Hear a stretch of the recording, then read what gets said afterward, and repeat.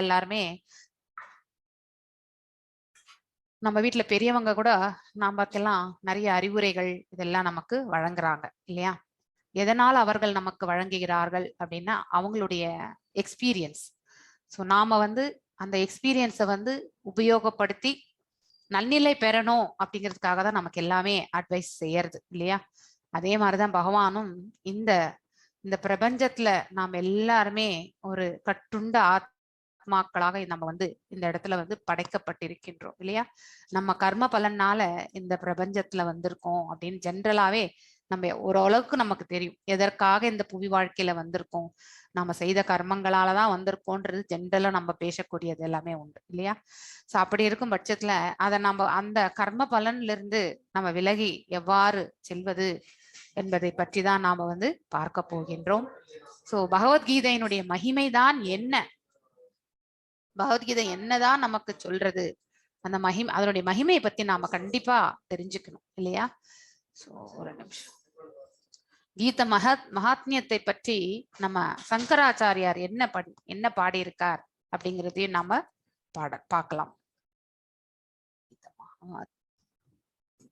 ரொம்ப அழகான பாடல் அது, Gita Mahatmyam. So let me share the screen. எல்லாரையுமே நான் இஸ்கான் மங்களூர் சார்பாக இந்த ப்ரோக்ராமுக்கு உங்களை பணிவன்போட வரவேற்கின்றேன். இந்த 18 நாட்கள் யக்னம் என்று எடுத்துக்கொள்ளலாம். நம்ம யக்னங்கள் வீட்டுல கூட வளர்க்குறோம் இல்லையா? கணேச ஹோமம் வளர்க்குறோம், சுதர்சன ஹோமம் வளர்க்குறோம், சண்டி ஹோமம் வளர்க்குறோம். எத்தனையோ ஹோமங்கள் வளர்க்கும் பொழுது அந்த ஆரம்பத்துல நம்ம ஒரு சங்கல்பம் பண்ணுவோம் இல்லையா? நம்மளுடைய பெயர், கோத்திரம் எல்லாம், நட்சத்திரம் எல்லாம் சொல்லி நம்ம சங்கல்பம் பண்றோம்.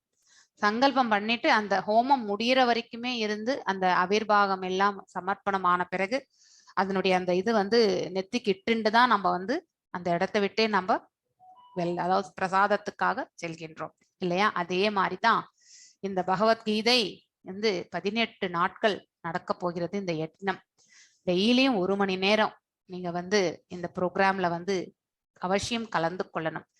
ஸோ இதுல எந்த டீவியேஷனும் வச்சுக்காதீங்க. உங்க இவ்வளவு சிரமம் எடுத்து நீங்க இந்த ப்ரோக்ராம்க்கு ரெஜிஸ்டர் பண்ணியிருக்கீங்க. என்ன வாழ்க்கையில பகவத்கீதையில என்னதான் பகவான் நமக்கு சொல்லியிருக்கார், ஸோ இந்த உயிர்வாழிகளுக்காக அவர் நன்னிலை பெறுவதற்காக என்ன சொல்லியிருக்கார் அப்படிங்கறத கேட்கறதுக்காக நீங்க ஒரு டைம் ஒதுக்கி ரெஜிஸ்ட்ரேஷன் பண்ணி இப்போ எல்லாரும் ஜாயின் ஆயிருக்கீங்க.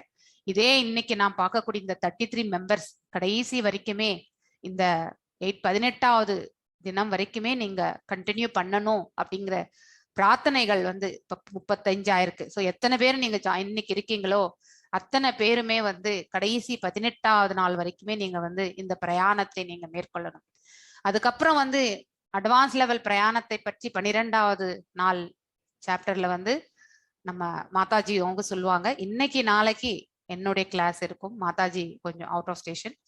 ஸோ அதனால அவங்க புதன்கிழமை கர்ம யோகத்துல இருந்து எடுப்பாங்க. 2 days நான் இந்த கிளாஸ் எடுக்கிறேன் நான். ஸோ எல்லாரையுமே நான் பணிவன்போட கேட்டுக்கிறது ஒரே ஒண்ணு, நீங்க எல்லாருமே இந்த யக்னத்துல முழுமையாக கலந்து கொண்டு அந்த பலனை நீங்க அடையணும் அப்படிங்கிறது தான் என்னுடைய வேண்டுகோளும் பிரார்த்தனைகளும். ஹோப் எல்லாரும் இதுக்காக நீங்க ஒத்துக்குவீங்களா? Are you up to that அப்படிங்கறது சாட்ல போடுங்க. Yes yes yes or no அப்படிங்கறது சாட்ல போடணும். I expect that. So yes Shavi Mataji, very much thank you. So இந்த 18 நாள் யக்னத்துல நான் உங்களை கண்டிப்பா பார்க்கணும். நான் சடனா கூட ஒரு கிளாஸ் சுகன்யா மாதாஜி கிட்ட கேட்டு வாங்கி நான் வருவேன். கண்டிப்பா நீங்க எல்லாரும் இந்த இடத்துல இருக்கணும். This association is a very great association.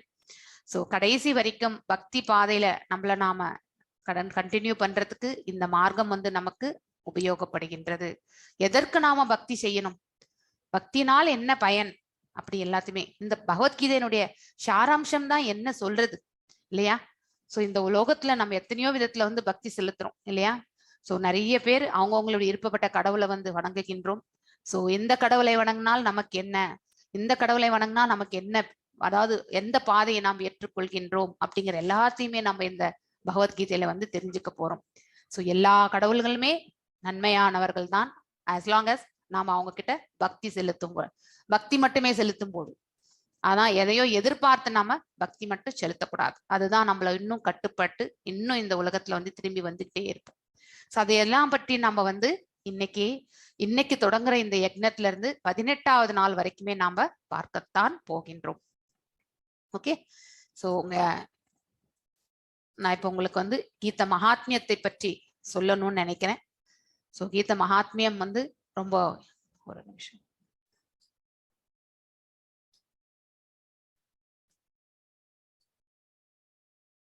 So கீத மகாத்மியம் நான் இப்ப வந்து இத போட போறேன், எல்லாரும் கேட்கணும். अथ गीता महात्म्यम् गीताशास्त्रम् इदं पुण्यम् य पठे प्रयता पुमान् विष्णुपदम् अवाप्नोति भयशोकादिवर्जिता. அதாவது இந்த கீத மகாத்மியத்தை பாடியவர் யார் என்றால் நம்ம ஆதி சங்கராச்சாரியார். சோ அவர் வந்த காலகட்டம் எப்படி இருந்தது, அதற்கு முந்தைய காலம் புத்தர் வந்த காலகட்டங்கள் எப்படி இருந்தது, எதற்கு அத்வைத பிலாசபி மட்டும் அவர் செய்துட்டு போனார், எதற்கு புத்திசம்ல வாய்டிசம் இருக்கு, அதாவது சூன்யம் என்று சொல்கின்றோம், வெறுமை வெற்றிடத்தை பற்றி சொல்லப்படுகின்றது, ஏன் வேத சாஸ்திரங்களுக்கெல்லாம் அங்கே புத்திசம் வந்து இந்த பிரபஞ்சத்துல வந்து தோற்றுவிக்க பொழுது வேத சாஸ்திரங்களுக்கு எதற்காக அங்க வந்து கனெக்டிவிட்டி இல்லாம இருந்தது, இதை பற்றியெல்லாம் நம்ம வந்து வரக்கூடிய சாப்டர்ஸ் மற்றும் நீங்க பாகவதம் கிளாஸ் அட்டென்ட் பண்ணீங்கன்னாக்கா அப்ப தெரிஞ்சுக்குவீங்க. இந்த 18 நாட்கள் பிரயாணத்தை நீங்க கண்டினியூ பண்ணுங்க.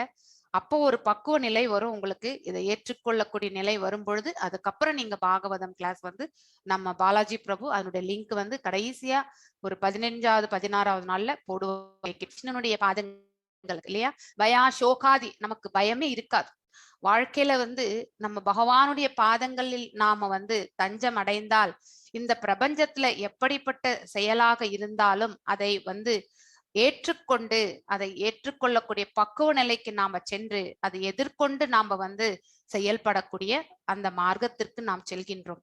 சோ பயத்தினால நம்ம எத்தனையோ காரியங்களை அவாய்ட் பண்ணிடுறோம் இல்லையா.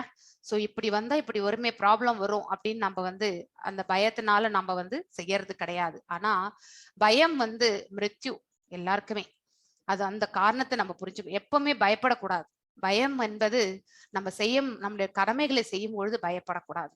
So one who with a regulated mind, அதாவது மனசை வந்து பக்குவப்படுத்தி கொண்ட மனதோட resides with devotion, அதாவது பக்தியோட திஸ் பகவத்கீதா ஸ்கிரிப்டர்ஸ், இந்த பகவத்கீதையில் சொல்லப்பட்டிருக்கக்கூடிய இந்த வேத அதாவது இதெல்லாம் யார் வாசிக்கின்றார்களோ, which is the best hour of all virtue, எல்லாத்தை விட மேன்மையானது இது. Actually வேதங்களிலே மேன்மையானது எதுன்னாக்கா Bhagavad Gita.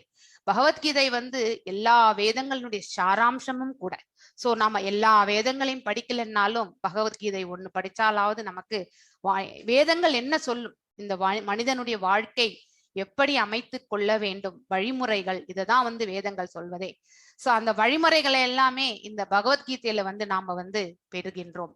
will attain to a holy abode, அதாவது இதை ஸ்ரத்தையோடையும் பக்தியோடையும் நாம வாசிச்சோம்னாக்கா பகவானுடைய வைகுண்டத்தை வந்து சேருகின்றோம். the residence of Lord Vishnu, which is free from the mundane qualities, அதாவது இந்த பௌதீக இயல்புகள் இருந்து அது விடுதலை அளிக்கக்கூடியது. சோ நமக்கு 2 நிலைகள் உண்டு, இங்கே 2 உலகங்கள் உண்டு. ஒன்று பௌதீக உலகம், இன்னொன்னு வந்து ஆன்மீக உலகம். சோ நாம எல்லாருமே பௌதீக உலகத்துலதான் இருக்கோம் இல்லையா. சோ இந்த நிலையற்ற உலகத்துல வந்து மிருத்யு லோகத்துலதான் நாம எல்லாருமே இருக்கோம், சஞ்சாரம் பண்ணிட்டு இருக்கோம் இல்லையா. நாம செய்த கர்ம பலத்தால இன்னொரு பிறவி எடுத்துக்கொண்டே எவ்வாறு நம்ம காலையில குளிச்சு வேற ஒரு உடையை நாம் அணிந்து கொள்கின்றோமோ அதே மாதிரி பிறப்பு வந்த பிறகு, மரணம் எய்திய பிறகு, பிறப்பு என்று வந்த பிறகு இந்த பிரபஞ்சத்துல நம்ம வாழ்கின்றோம்.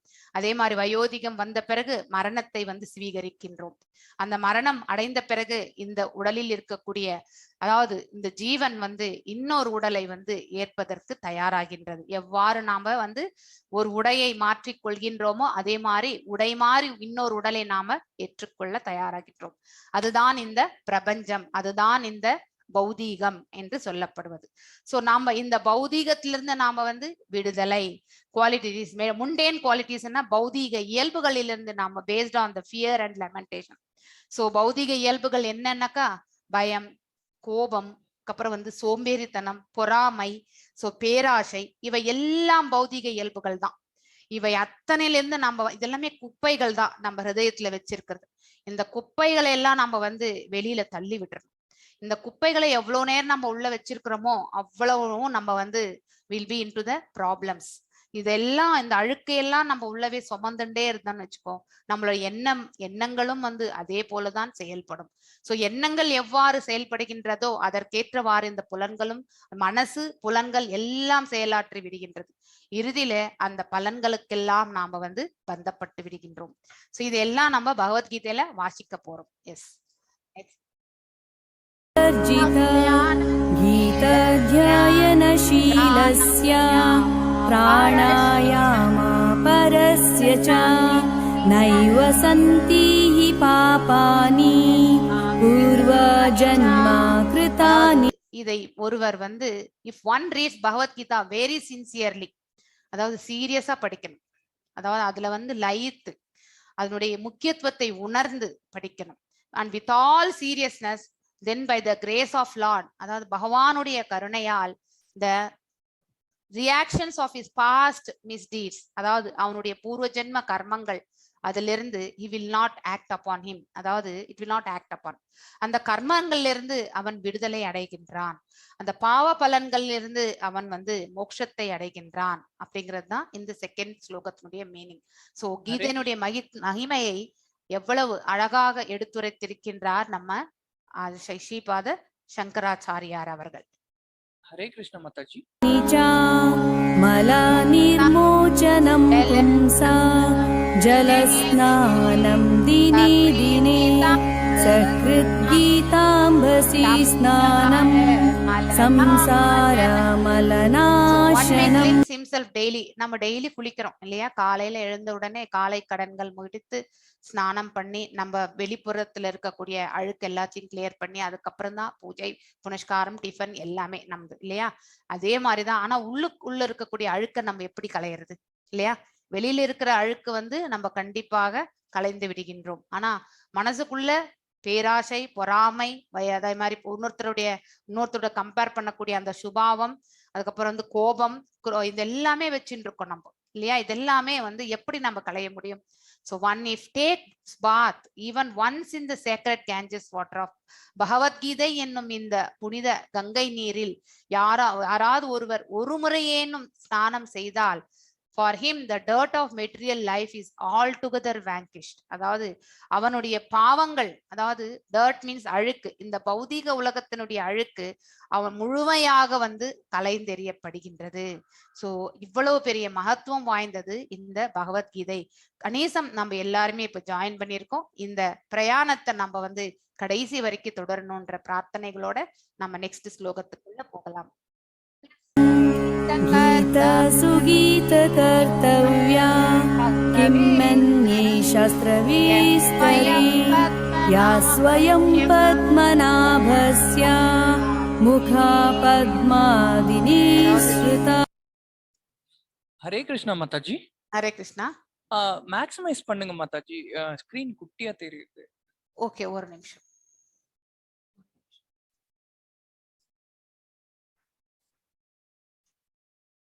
இதுல ஓபன் பண்ணிருக்கேன் நானு. சோ ஒரு நிமிஷம். ஓகே, இப்ப சரியா போச்சா? இப்ப சரியாயிட்டா? Audio is fine. Balaji Prabhu. गीता सुगीत कर्तव्या किम अन्य शास्त्र विस्तरै या स्वयं पद्मनाभस्य मुख पद्माद विनिश्रितः. அதாவது இந்த பகவத்கீதை யாரால பேசப்பட்டது அப்படின்னா அந்த கடவுளுடைய உயர்ந்த ஆளுமையால் பேசப்பட்டது actually. So one need not read any other Vedic literature. வேற எந்த வேதங்களையும் நாம வந்து பயில வேண்டிய அவசியமே கிடையாது. பகவத்கீதை ஒன்று பயின்றாலே போரும். One need only attentively and regularly hear the sound. அதாவது எப்பவுமே ஸ்ரவணம், கேட்பது. ஃபர்ஸ்ட் இந்த ஃபர்ஸ்ட் பக்தியிலே வந்து பாத்தீங்கன்னாக்கா கேட்பது. நாம எல்லாம் கூட ஊர்ல ஏதாவது திருவிழா ஆனா, அதுக்கப்புறம் வந்து டெம்பிள்ல வந்து கும்பாபிஷேகம் இதெல்லாம் நடக்கும் பொழுது உபன்யாசங்கள் எல்லாம் நடக்கும் இல்லையா? சிரவணத்துக்கு வந்து அவ்வளவு முக்கியத்துவம். பிளைண்டா தான் நம்ம எல்லாம் போய் உட்காந்து கேட்டுட்டு இருக்கோம். ராமாயணம், மகாபாரதம் இதெல்லாம் நம்ம கேட்டிருக்கோம் இல்லையா? எத்தனை வாட்டி கேட்டாலுமே கிருஷ்ணன் தூது 10 வாட்டி கேட்டா கூட மறுபடியும் கிருஷ்ணன் தூது நம்ம கேட்கணும்னு தான் நினைப்போம். அதே மாதிரி வந்து கர்ணனுடைய வீர மரணத்தை, அபிமன்யனுடைய வீர மரணத்தை எல்லாம் நம்ம வந்து ஒருத்தருடைய இதுல வந்து கேட்கும் பொழுது, அவருக்கு உபன்யாசம் செய்து நம்ம கேட்கும் பொழுது மீண்டும் மீண்டும் அதை கேட்கணும்னு நமக்கு தோண்டும். அதே மாதிரிதான் இந்த பகவத்கீதை நம்ம எத்தனை வாட்டி கேட்டாலுமே மீண்டும் மீண்டும் கேட்கணும்ன்ற அந்த மனசு வந்து ஆவல் வந்து நமக்கு ஏற்படுத்தும். So one need only attentively and regularly hear and read Bhagavad Gita. அதாவது அட்டென்டிவா கேட்கணும், அந்த இடத்துலயே நம்மளுடைய மனசை லயிக்கணும். ஸோ இங்க கனெக்ட் பண்ணிட்டு நம்ம வந்து எங்கேயோ நம்மளுடைய தாட் ப்ராசஸை எடுத்துட்டு போகக்கூடாது. ஸோ அட்டென்டிவா வந்து பகவத்கீதையை வந்து கேட்கணும் ரெகுலர்லி. அதாவது கண்டினியூஸா நம்ம வந்து இன்னைக்கு படிச்சுட்டு அடுத்து ஒரு 10 நாள் கழிச்சு நம்ம அதை வந்து மறந்து விட்டுறக்கூடாது. இப்போ 18 days முடிச்சிட்டீங்கன்னாக்கா நெக்ஸ்ட் கண்டினியூஸா லெவல் 2ல என்ன இருக்கு, இந்த நம்ம இஸ்கான் டெம்பிள்ல என்ன கொடுக்குறாங்க, அவங்க என்ன ப்ரோக்ராம் நமக்கு கொடுப்பாங்க, லெவல் 2 இருக்கு, லெவல் 3 இருக்கு, லெவல் 5 இருக்கு, இது எல்லாமே இருக்கு. இதை பத்தி எல்லாம் தெரிஞ்சுட்டு அதுக்கு அப்ளை பண்ணி அந்த வகுப்புகளை நம்ம அட்டென்ட் பண்ணி மேலும் இந்த ஞானத்தை அபிவிருத்தி செய்துக்கணும்ன்ற அந்த மனப்பக்குவத்தை ஏற்படுத்தி கொள்ளணும். இந்த பிரசன்ட் ஏஜ், அதாவது இந்த வயது அப்படின்னாக்கா கலியுகத்தை குறிக்கின்றது. Actually people are so observed in mundane activities இல்லையா? பௌதிக செயல்கள்ல தான் நாம் எப்பொழுதுமே ஈடுபட்டிருக்கோம். அதாவது இந்த பிரபஞ்சத்துல நாம செய்ய பகவானை தவிர்த்து வேற எந்த காரியத்திலையும் நாம் ஈடுபட்டாலே அது வந்து பௌதீக செயல்கள் தான். அதற்கான பலன்களுக்கு நாம் என்றைக்குமே பந்தப்பட்டு விடுகின்றோம். that it is not possible for them to read all the Vedic literature. அனைத்து வேதங்களையும் நம்மளால கற்க முடியுமா? அதற்கு நமக்கு ஆயுஷ் இருக்கா? அதை சொல்லி கொடுக்குறவங்க இருக்காங்களா? அந்த பக்குவத்திலேயே அந்த உண்மையை என்ன சொல்லுகின்றது அந்த வேதம், அந்த அதே அர்த்தத்தோட நமக்கு எடுத்து சொல்றவர்களும் இருக்கிறார்களா? அத்தகைய ஞானம் படைத்தவர்களும் இந்த பிரபஞ்சத்துல இப்ப இருக்காங்களா? எல்லாமே குறைவானதுதான். அதனால அட்லீஸ்ட் எல்லா வேதத்தினுடைய சாராம்சமாக இருக்கக்கூடிய இந்த பகவத்கீதையை வந்து நாம கண்டிப்பா வந்து வாசிக்கணும். But it is not necessary. This one book Bhagavad Gita will suffice. அதாவது எல்லா வேதங்களையுமே வந்து நம்ம வாசிக்க வேண்டிய அவசியம் இல்லை. இது ஒரே புத்தகம் பகவத்கீதை மட்டுமே போரும். So because it is the essence of all Vedic literature. ரொம்ப அழகா சொல்லிட்டார் நம்ம ஸ்ரீபாத சங்கராச்சாரியார். ஸோ அதாவது it is essence of all, அனைத்து வேதங்களுடைய சாராம்சம் முழுவதுமே இந்த பகவத்கீதையில் வந்து சொல்லப்பட்டிருது. And especially because it is spoken by the supreme personality of God. So authenticity ரொம்ப முக்கியம். யார் வாயிலிருந்து நாம் இதை கேட்கிறோம் அப்படிங்கிறது ரொம்ப ரொம்ப முக்கியம். அதாவது பகவானுடைய அந்த திருவாய்களில் இருந்து நாம் கேட்கக்கூடிய இந்த மொழி வந்து அதற்கு மேற்பட்டு நமக்கு ஆத்தென்டிசிட்டி வேற எதுவுமே தேவையில்லை இல்லையா? ஒரு தாய் தன் குழந்தைக்கு தகப்பன் இன்னார் என்று சொல்லுவது அதுல இருக்கக்கூடிய ஆத்தென்டிசிட்டி. அப்போ எந்த கொஸ்டினுமே வராது, டவுட் வராது. குழந்தைக்கு வந்து இவர் தான் அப்பான்னு வந்து தாய் சொன்னா கண்டிப்பா அந்த குழந்தை எப்படி இவர் வந்து நமக்கு அப்பான்ற அந்த ஆலோசனை எல்லாம் அந்த குழந்தைக்கு வராது. எஸ், அம்மா சொன்னா அது கரெக்ட் அப்படின்ற ஏத்துக்கக்கூடிய அந்த பக்குவம் வந்து குழந்தைக்கு உண்டு. அதே மாதிரிதான் பகவத்கீதை பகவானால் பேசப்பட்டது. அதை நாம ஏற்றுக்கொள்ள வேண்டிய மனப்பக்குவத்துல இருக்கின்றோம். Because is a supreme authority அப்படிங்கறதை நாம புரிந்து கொள்ள வேண்டும். भारतामृता सर्वस्वं विष्णोर्वक्त्रद्विनिसृतं गीता गङ्गोदकं पीत्वा पुनर्जन्म न विद्यते.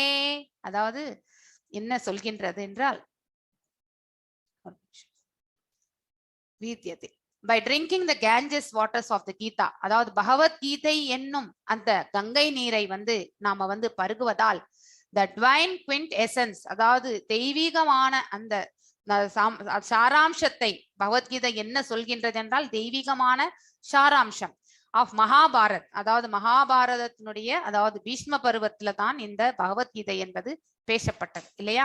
So Mahabharat emanating from the lotus mouth, அதாவது தாமரை இதழ்களை போல இருக்கக்கூடிய அந்த வாய் இருக்கக்கூடிய பகவானுடைய திருவாயிலிருந்து மலர்ந்தது இந்த Bhagavad Gita. One will never take Rebirth in the material world again. இதை நம்ம வந்து பருகுவதால் அதை நீரை வந்து நம்ம தண்ணி குடிக்கிறோம்னா கண்டிப்பா அதுல மனசு லைத்து தான் நம்ம குடிப்போம் இல்லையா? ஏதோ ஒரு தண்ணி குடிக்கிறோம்னாக்க கண்டிப்பா அரை கிளாஸ் மேல தண்ணி குடிக்க மாட்டோம்.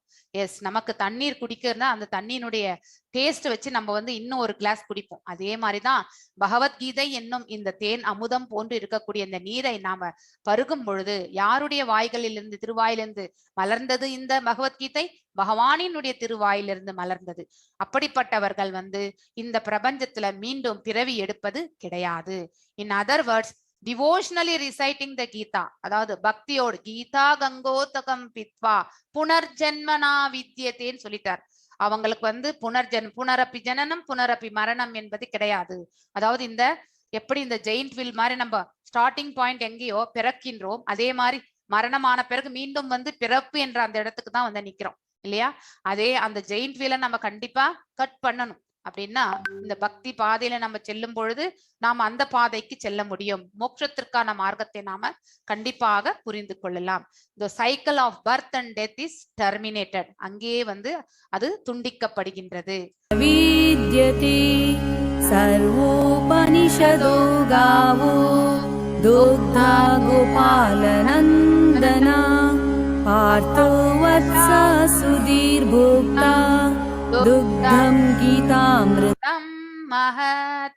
அதாவது இந்த ஸ்லோகம் என்ன சொல்கின்றது என்றால், சோ எல்லா உபனிஷத்துகளும் பசுவிற்கு சமமாக, இது வந்து ஓமை.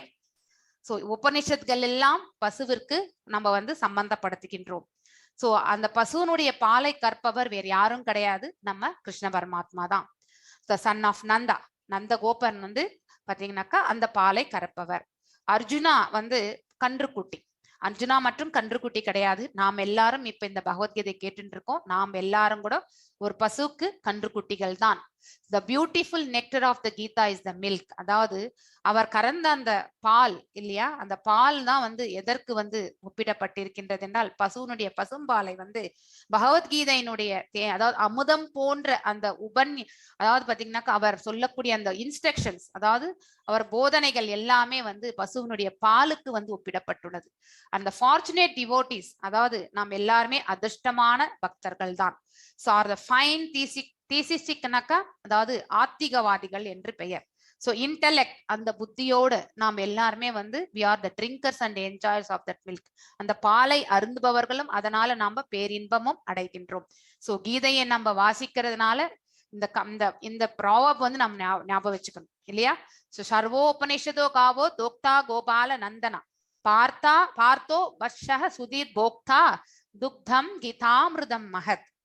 கீதை என்ற அமிர்தம் வந்து மகத்துவம் வாய்ந்தது. ஆக்சுவலி கீதாமிருதம் மஹத் ஏகம் சாஸ்திரம் தேவகி புத்ர கீதம் ஏகோ தேவோ தேவகி புத்ர ஏவா ஏகோ மந்த்ரஸ்தஸ்ய நாமானி யானி கர்மாப்யேகம் தஸ்ய தேவஸ்ய சேவா. சோ லாஸ்ட் ஸ்லோகத்துல நம்ம வந்து கண்டிப்பா ரொம்ப உன்னிப்பா கவனிக்கணும். ஏகம் சாஸ்திரம், ஏகம் என்றால் ஒன்று, சாஸ்திரம் ஒரே சாஸ்திரம், தேவகி புத்திரன் சொன்ன அந்த கீதம். சோ பகவத்கீதை என்றால் it is a song sung by the God. Gita என்றால் பாத்தீங்கன்னாக்கா அதாவது பாட்டு. பகவத் என்றால் பகவானை குறிக்கின்றது. சோ பகவான் பாடிய பாடல் தான் பகவத்கீதை. சோ அவர் கொடுத்ததுதான் தேவகி புத்திர யாரு? கிருஷ்ண பரமாத்மா கொடுத்த இந்த பகவத்கீதை. ஏகோ தேவோ தேவகி புத்திர ஏவா, ஒரே கடவுள் யார் என்றால் தேவகி புத்திர ஏவா அப்படின்னு சொல்லிட்டு சொல்லப்பட்டிருக்கிறது. ஏகோ மந்திரஸ், ஒரே மந்திரம், அந்த பகவானுடைய திருநாமங்களை பற்றி நம்ம வந்து அதை சொல்லுவது. கர்மாப்பிய ஏகம் தஸ்ய தேவஸ்ய தேவா, அதாவது நமக்கு இருக்கக்கூடிய ஒரே ஒரு கர்மம் என்றால் நம்மளுடைய கடமை. சோ அது என்ன ஏகம் என்னன்னாக்கா தேவஸ்ய சேவா, அந்த பரம்பொருளுக்கு சேவை செய்ய வேண்டியதுதான் நமக்கு இருக்கக்கூடிய கடமை, ஒன்லி டியூட்டி. சோ ரொம்ப அழகா நம்ம சங்கராச்சாரியார் வந்து அழகா சொல்லியிருக்காரு. ஆக்சுவலி இவந்தோ he being a impersonal person, அவர் வந்து பர்சனலிஸ்டா தான் வாழ்ந்துட்டு போனார். சோ இந்த பர்சனல் இம்பர்சனல் எல்லாம் பின்னாடி வரும்பொழுது நம்ம பேசலாம். ஆக்சுவலி ஒரு நிமிஷம். சோ இப்ப நாம இந்த செஷனுக்குள்ள போகலாம். ஸோ உங்க எல்லாரையுமே நான் வந்து இஸ்கான் மங்களூர் சார்பாக வரவேற்கின்றேன். கீத மகாத்மியத்தை கேட்டீங்க. ஸோ நான் வந்து பிரேயர்ஸோட இந்த செஷனுக்கு போறேன். ஓம் நமோ பகவதே வாசுதேவாயா. ஓம் நமோ பகவதே வாசுதேவாயா. ஓம் நமோ பகவதே வாசுதேவாயா. ஓம் அஜ்ஞான திமிராந்தஸ்ய ஞானாஞ்சனேய ஷலாக்கய சக்ஷுருன்மிலிதம் येन तस्मै श्री गुरवे नमः. श्री चैतन्य मनोभीष्टं स्थापितं येन भूतले स्वयं रूपा गदा माह्यं तदा स्वापदण्डिकं. हे कृष्णा करुण सिन्धु दीनबन्धु जगत्पते गोपेशा गोपिका कान्त राधकान्त नमस्तुते. तप्त काञ्चन गौरंगी राधे वृंदावने वातनां पावनेभ्यो वैष्णवेभ्यो नमो नमः.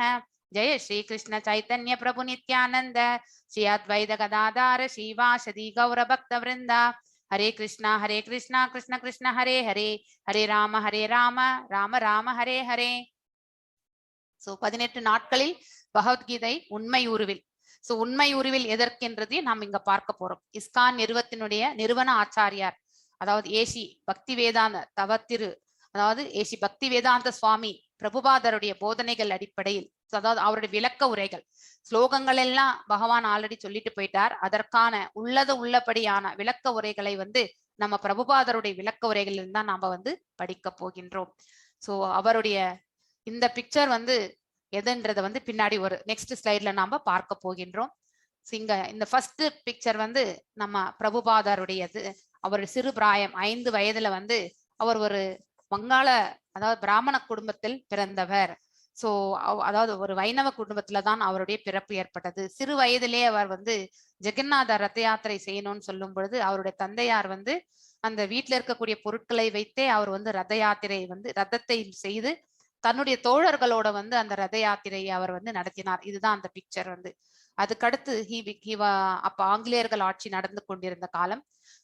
அவர் வந்து ஒரு கான்வென்ட்ல தான் படிச்சாரு.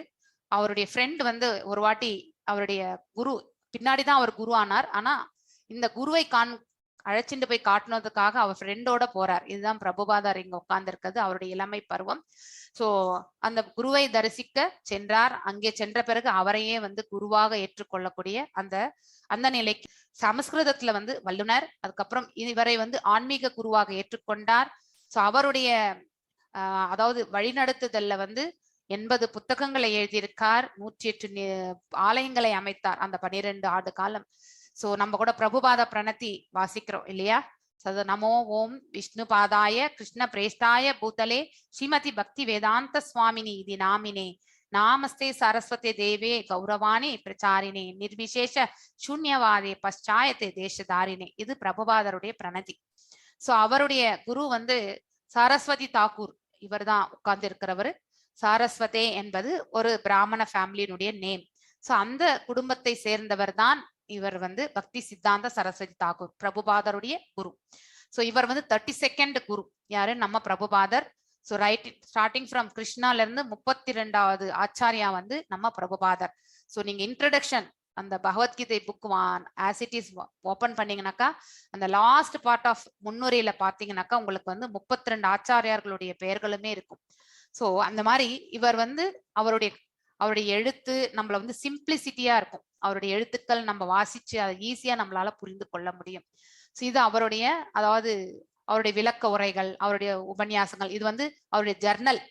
சோ அவர் வந்து பேக் டு காட் ஹெட் அப்படிங்கிற ஒரு ஜர்னலையும் வந்து நடத்திட்டு இருந்தார்.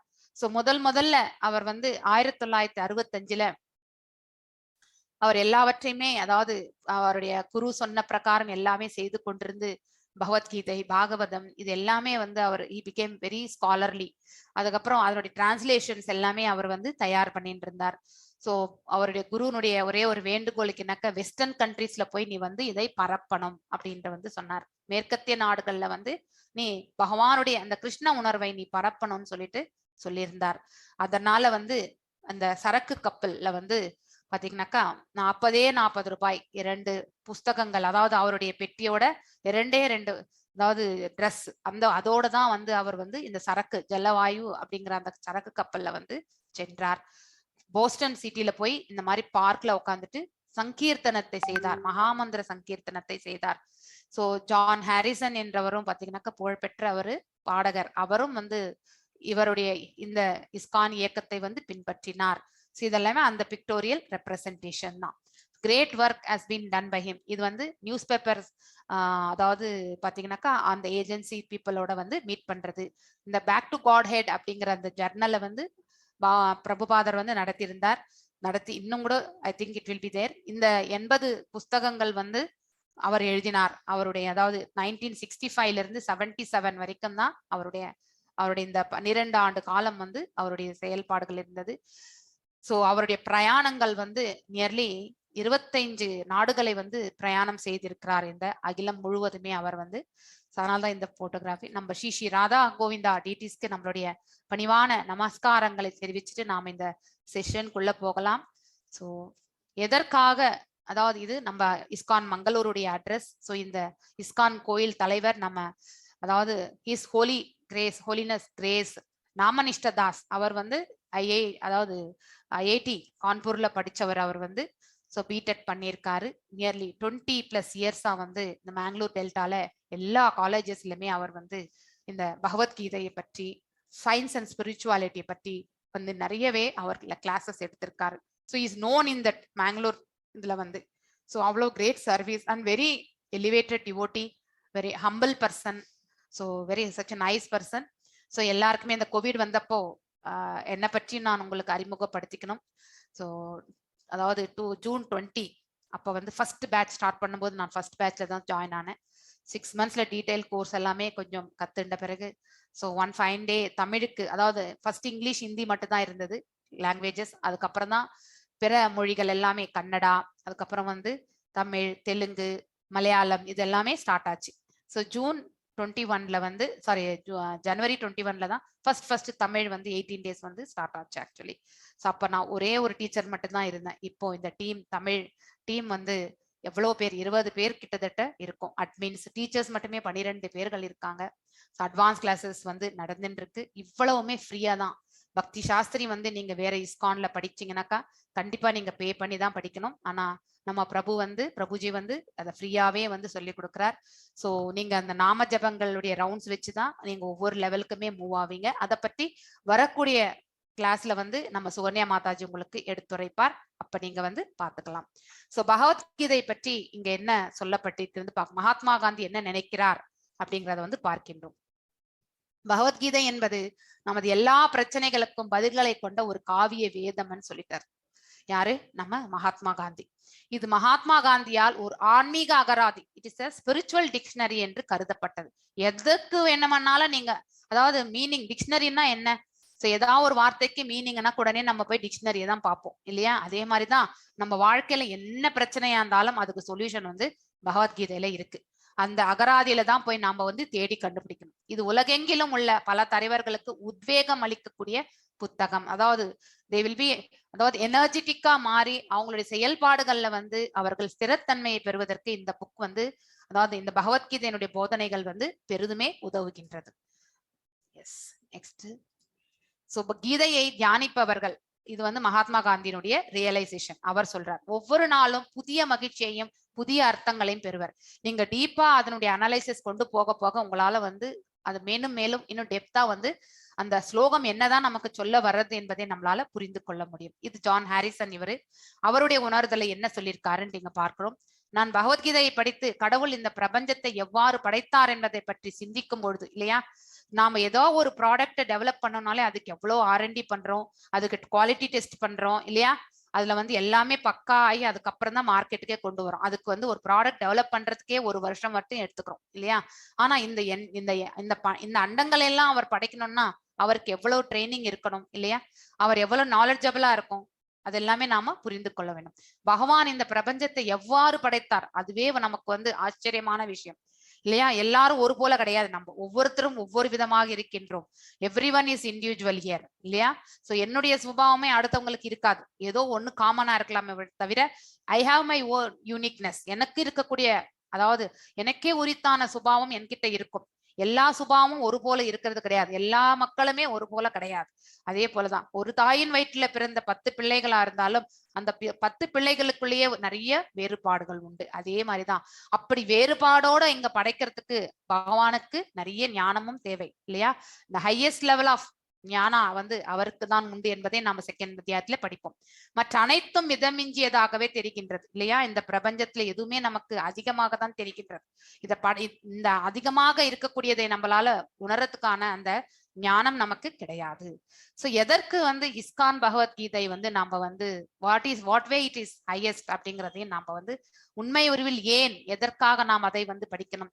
பகவத்கீதைக்கு எத்தனையோ பேர் சாராம்சங்கள் எழுதியிருக்காங்க. ஏன் இஸ்கானுடைய பகவத்கீதை மட்டும் இம்பார்ட்டன்ட் அப்படிங்கறத வந்து நாம இங்க பார்க்கணும். சோ ஒரு உடைந்த கேபிள் வந்து நம்ம வந்து போனை வந்து சார்ஜ் பண்ண முடியாது இல்லையா? சோ கேபிள் வந்து துண்டிக்கப்பட்டு விட்டால் அந்த சார்ஜ் வராது. அதே மாதிரிதான் ஒரு குரு பரம்பரை வாயிலாக வராத எதுவுமே வந்து ஆத்தென்டிக்கான இன்ஃபர்மேஷன் கிடையாது. ஏனென்றால் அந்த டிசெண்டிங் ஆர்டர்ல வரணும். ஹையஸ்ட் அத்தாரிட்டி கிட்ட இருந்தா நாம் எப்பொழுதுமே கேட்கணும். That is very important. ஸ்ரவணம் இஸ் வெரி இம்பார்ட்டன்ட். அந்த விதத்துல வரக்கூடிய ஞானம் மட்டும்தான் மேன்மையானது. அதனாலதான் நீங்க அந்த இன்ட்ரோடக்ஷன்ல போய் படிச்சீங்கன்னாக்கா லாஸ்ட்ல அந்த 32 பேருடைய ஆச்சாரியாளுடைய நேம் இருக்கும். சோ அதனால ஹையஸ்ட்ல இருந்து இந்த நம்ம ரிசீவ் பண்ணக்கூடிய அந்த சங்கிலி தொடர்பு வந்து எங்குமே விட்டு போக கூடாது. சோ அந்த மாதிரி வரக்கூடிய இன்ஃபர்மேஷன் தான் ஆத்தென்டிக் இன்ஃபர்மேஷன். சோ அதனால்தான் நம்ம பிரம்ம கௌடிய வைஷ்ணவ சம்பிரதாயம் இஸ்கான் வந்து சோ இந்த சம்பிரதாயங்கள் 4வது அத்தியாயம் படிக்கும் போது படிப்பீங்க. சோ அதனாலதான் இது வந்து மேன்மையானது அப்படிங்கறது வந்து நாம இங்க சொல்கின்றோம். கீதை வந்து ஒரு பரந்த புத்தகம். இந்த 18 நாட்களை நம்ம எல்லாத்தையுமே தெரிஞ்சுக்க முடியாது இல்லையா? வெறும் பேசிக் லெவல் தான் நம்மளால வந்து கவர் பண்ண முடியும். நெக்ஸ்ட் லெவல் வந்து நீங்க வந்து அதனுடைய டீடைல் ஸ்டடி, அதுக்கப்புறம் மேலும் இருக்கக்கூடிய அதாவது உபனிஷத், அதுக்கப்புறம் வந்து உபதேசாமிர்தம், இது எல்லாமே நம்ம வந்து படிச்சு கடைசியில அந்த பக்தி சாஸ்திரி கோர்ஸ் நம்ம முடிச்சோம்னா நம்மளும் ஒரு டீச்சர் ஆகிறதுக்கான வாய்ப்பு வந்து நமக்கு கிடைக்கும். சோ 18 நாட்களில் நம்மால் அதை செய்ய முடியாது, முழுமையாக தெரிந்து கொள்ள முடியாது. அட்லீஸ்ட் பேசிக் லெவல் தான் நம்மளால அண்டர்ஸ்டாண்ட் பண்ணக்க முடியும். அதனால் கிருஷ்ணருக்கும் அர்ஜுனருக்கும் இடையிலான எண்ணங்கள் ஓட்டத்தில் கவனம் செலுத்துகின்றோம். இந்த உரையாடலே தான் இந்த என்டையர் பகவத்கீதை. சோ கீதையை பற்றி ஆழமான ஆய்வுக்கு நம்ம இந்த 18 நாட்களுடைய இந்த லெசன்ஸ் வந்து நம்மள வந்து தயார்படுத்தி கொடுக்கிறது. சோ இந்த 18 நாள் ப்ரோக்ராமை நம்ம அட்டென்ட் பண்ணோம்னாக்கா நெக்ஸ்ட் டீடைல் ஸ்டடி படிக்கிறதுக்கு நம்ம மனசு வந்து அந்த பக்குவ நிலைக்கு செல்கின்றது. சோ அர்ஜுனனின் கீதையினுடைய ஃபர்ஸ்ட் இனிஷியல் ஃபேஸ் என்ன அப்படிங்கறத வந்து பார்க்கின்றோம். அர்ஜுனனின் கலக்கமும் மாயையின் தோற்றமும், அதாவது அர்ஜுனன் வந்து ஞானத்தை உடையவன் தான். ஆனா அந்த சூழ்நிலையை வந்து அவன் மாயையில் சிக்குண்டது போல ஒரு சூழ்நிலையை வந்து பகவான் தான் ஏற்படுத்தினார். எதற்காக ஏற்படுத்தினார்? இந்த பகவத்கீதை வந்து முன்னரே பேசப்பட்டது, அது பாதியிலே வந்து தொடர்பு விட்டு போயாச்சு. மீண்டும் இத வந்து நமக்கு எல்லாருக்கும் வழங்கணும்ன்றதுக்காக தான் அர்ஜுனனுக்கு வந்து இந்த கலக்கம் குழப்பம் எல்லாவற்றையுமே அவர் அந்த சூழலை வந்து ஏற்படுத்தினார் பகவான். சோ தட் இந்த பகவத்கீதை என்னும் ஞானத்தை, அற்புத ஞானத்தை இந்த பிரபஞ்ச மக்களுக்கு வந்து பகவான் வழங்கணும்னு நினைச்சார். சோ எல்லாருடைய நன்மைக்காக தான் இந்த பகவத்கீதை பேசப்பட்டது அப்படிங்கிறது வந்து நாம புரிந்து கொள்ள வேண்டும். அர்ஜுனருக்கு குழப்பமும் கலக்கமும் ஏற்படவில்லை என்றால் அவனும் நிறைய கொஸ்டின் கேட்டிருக்க மாட்டான் இல்லையா? அவன் கொஸ்டின் கேட்காதப்போ பகவானும் வந்து அதற்கான விளக்கம் அளிக்க வேண்டிய அவசியம் இருந்திருக்காது. அவன் கொஸ்டின் கேட்க அவனுடைய டவுட்ஸ் வர பகவானும் வந்து சொல்லிட்டே போறார். அவரை மீட்பதற்காக பகவத்கீதையை பேச வேண்டிய அவசியமும் கிடையாது. பகவத்கீதையை முதலில் கேட்பவர் அர்ஜுனன் என்றாலும் அது அனைவரினுடைய நலனுக்காகத்தான். சோ அர்ஜுனனுடைய அதாவது அர்ஜுன விஷாத யோகம் இந்த ஃபர்ஸ்ட் அத்தியாயத்தினுடைய பேர். அதாவது அவனுக்கு கன்ஃபியூஷனான ஸ்டேட். அவனால வந்து போர் புரியணுமா வேண்டாமான்ற அப்படியே ஒரு சூழ்நிலையை வந்து பகவான் உருவாக்கினார். அவனும் அந்த குழப்பத்துல போய் மாட்டின்றாச்சு. சோ அர்ஜுனனுடைய தீர்க்கமற்ற தன்மை, அவனுக்கு டிசிஷன் மேக்கிங் பண்ணவே முடியல. அதாவது அவன் போர் வீரனாக அவன் போர் புரிய வேண்டும் என்பது அவனுடைய கடமை. ஆனா இங்க இருக்கக்கூடிய எதிர்த்தரப்புல இருக்கிறவங்க எல்லாமே சொந்த பந்தங்கள். கருணையால் அவன் வந்து போர் புரிய மாட்டேன் அப்படிங்கிற ஒரு மனநிலை. இந்த ரெண்டு குழப்பமே தான் இந்த அத்தியாயத்துல நாம வந்து பார்க்க போகிறது. சோ கிருஷ்ணர் இரு படைகளுக்கு நடுவில் தேரை ஓட்டினார். சோ அர்ஜுனர் சொல்கின்றார், சேனையோர் உபயோர் மத்தியே ரதம் ஸ்தாப்பையே அச்சுதா அப்படின்னு தான் பின்னாடி வரக்கூடிய ஸ்லோகங்கள்ல நம்ம பார்க்கத்தான் போறோம்.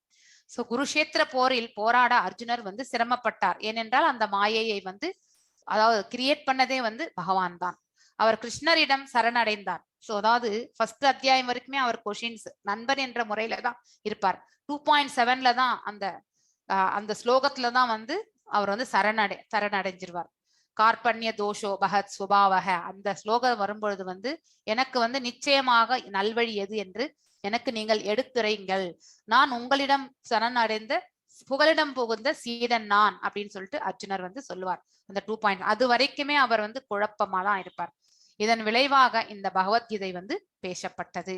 சோ கீத மகாத்மியத்தை பற்றி இப்பதான் நம்ம படிச்சோம். பகவத்கீதையை முழு ஆர்வத்துடன் அக்கறையுடன் ஒருவன் படித்தால் பகவானின் அருளால் அவனது பூர்வ ஜென்ம பாவங்கள் செயல்படாமல் போகும் என்பதை நாம் இப்பதான் கீத மகாத்மியத்துல படிச்சோம். அதே மாதிரி சர்வோ உபநிஷதோ காவோ அந்த 6th ஸ்லோகம் இது. நந்தன அதாவது பால் என்பது இந்த பகவத்கீதையினுடைய சாராம்சம் அல்லது பகவத்கீதை என்ன சொல்கின்றதோ அதுதான் வந்து பாலுக்கு ஒப்பிடப்பட்டிருக்கிறது. பகவான் தான் பாலை கறப்பவர். அதே மாதிரி வந்து அதாவது சொல்ல போகிறவரும் அவர் தான். பருகுபவர் யார் என்றால் அர்ஜுனனை போன்றிருக்கக்கூடிய பக்தர்கள் ஆகிய நாம. சோ இதுதான் வந்து அந்த ஸ்லோகத்தினுடைய மீனிங் வந்து. சோ இந்த 3 அர்ஜுனன் ஒரே காட்சி வெவ்வேறு எதிர்வினைகள். இந்த 3 பேருமே இங்க திருதராஷ்டரு, இங்க வந்து துரியோதனன், அதே மாதிரி வந்து இந்த இடத்துல வந்து பார்த்தீங்கன்னாக்கா அர்ஜுனர். 3 பேருமே வெவ்வேறு நிலைகள்ல இருக்காங்க. சோ திருதராஷ்டனுக்கு தன்னுடைய பிள்ளைகள் மேல் இருக்கக்கூடிய பற்றுதல், அவன் தன்னுடைய பிள்ளைகளுக்கு என்ன ஆகுமோன்ற கவலை, அவர்களுக்கே எல்லாம் வழங்கணும், இந்த பாண்டவர்கள் எல்லாம் விட்டு கொடுத்துட்டு போக மாட்டாங்களா அப்படிங்கிற ஒரு எக்ஸ்பெக்டேஷன். உண்மையிலே அந்த கஷேத்திரத்துல வந்து தர்மம் தான் நிலை பெறும் அப்படிங்கிறது அவருக்கு தெரியும். அச்சம் உள்ளுக்குள்ள இருக்கு. ஆனா பேராசையால் அவர் வந்து அந்த பொறாமையினுடைய உச்சகட்டத்தில் இருப்பதால் அவர் வந்து விட்டு கொடுக்கணும் அப்படிங்கிறது, தன்னுடைய பிள்ளைகள் விட்டு கொடுக்கணும்ன்றதை அவரே ஏற்றுக்கொள்ளவில்லை. அதுக்கப்புறம் தான் துரியோதனை பத்தி நம்ம பேசணும். இங்க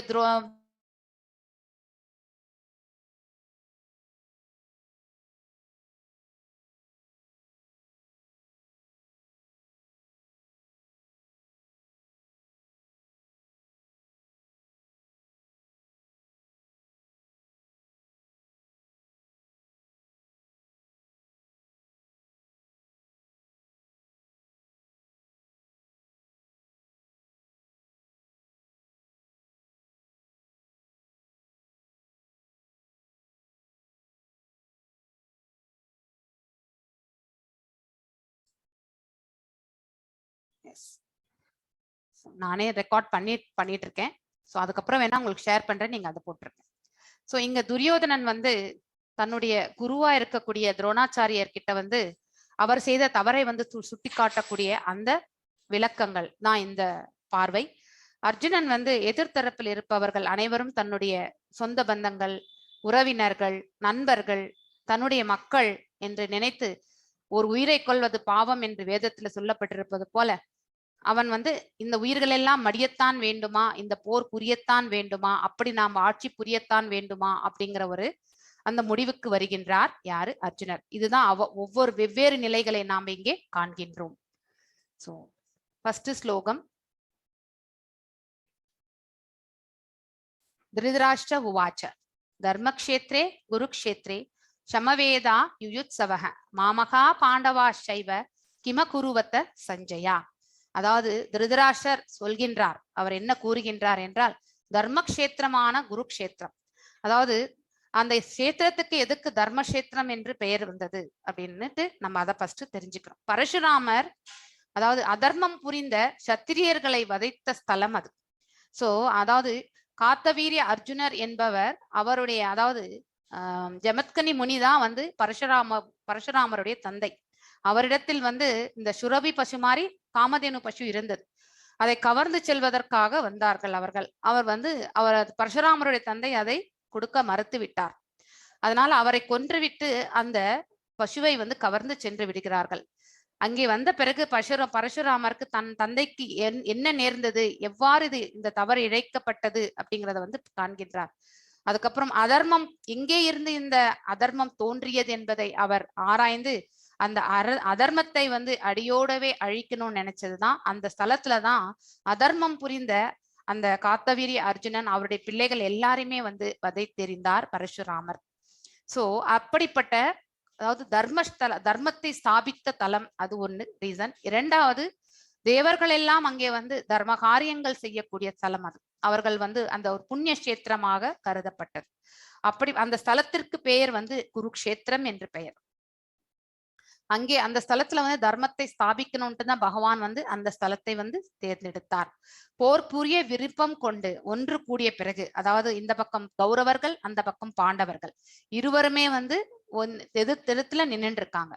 சோ அது வந்து சஞ்சயனை பார்த்து கேட்கின்றார், சோ அதாவது சஞ்சயனால வந்து அங்கே அந்த போர் முனையில என்ன நடக்கிறது என்று பார்க்கக்கூடிய அந்த காட்சி பார்க்கக்கூடிய அந்த கண்கள், திவ்யமான கண்கள் வந்து வேதவியாசரால் வந்து வழங்கப்பட்டது.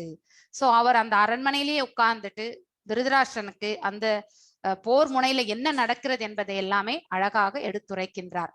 சோ இப்ப கொஷின், இந்த ஒரே ஒரு ஸ்லோகம் தான் வந்து திருதராஷ்டிரர் வந்து பேசுறது. மொத்தம் 700 ஸ்லோகங்கள். சோ இதுல ஃபர்ஸ்ட் ஸ்லோகம் மட்டும்தான் திருதராஷ்டிரர் எங்கேயுமே பேசுறது கிடையாது. என் மகன்களும் பாண்டுவின் புதல்வரும், இங்கேயே அவருடைய டிஃபரன்சியேஷன் இல்லையா.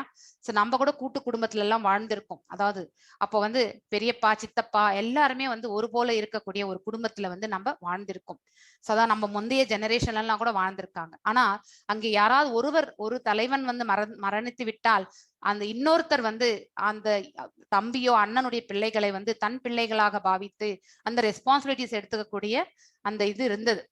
அது ஆனா அந்த காலகட்டங்களிலே திருதராஷ்டிரன் தன் பிள்ளைகள் மேல் இருந்த மோகத்தினால், பேராசையினால் தன் பாண்டுவின் பிள்ளைகளை தன்னுடைய வம்சமாகவே அவன் கருதவில்லை. பாண்டுவின் பிள்ளைகள் என்று அவன் தரித்து பேசுகின்றான். இதுல இருந்தே நமக்கு தெரிகின்றது அவனுக்கு எவ்வளவு, அதாவது பேராசை, அவன் ஒருத்தனே இருக்கணும், தன் பிள்ளைகள் மட்டுமே ஆளணும். மாமகா அப்படின்னாக்கா தன்னுடைய பிள்ளைகள். சோ என் மகன்களும் பாண்டுவின் புதல்வர்களும் என்ன செய்தார்கள் சஞ்சயனே அப்படின்னு ஒரு கொஸ்டின் வந்து கேட்கின்றார். சோ இந்த இதுல வந்து ஒரு அனாலஜி சொல்றோம். நம்ம வந்து பாலை வந்து நம்ம திரிச்சோம்னாக்கா அதுல இருந்து வரக்கூடியதுதான் நம்ம வந்து இந்த இது எடுப்போம் இல்லைங்களா, பன்னீர்.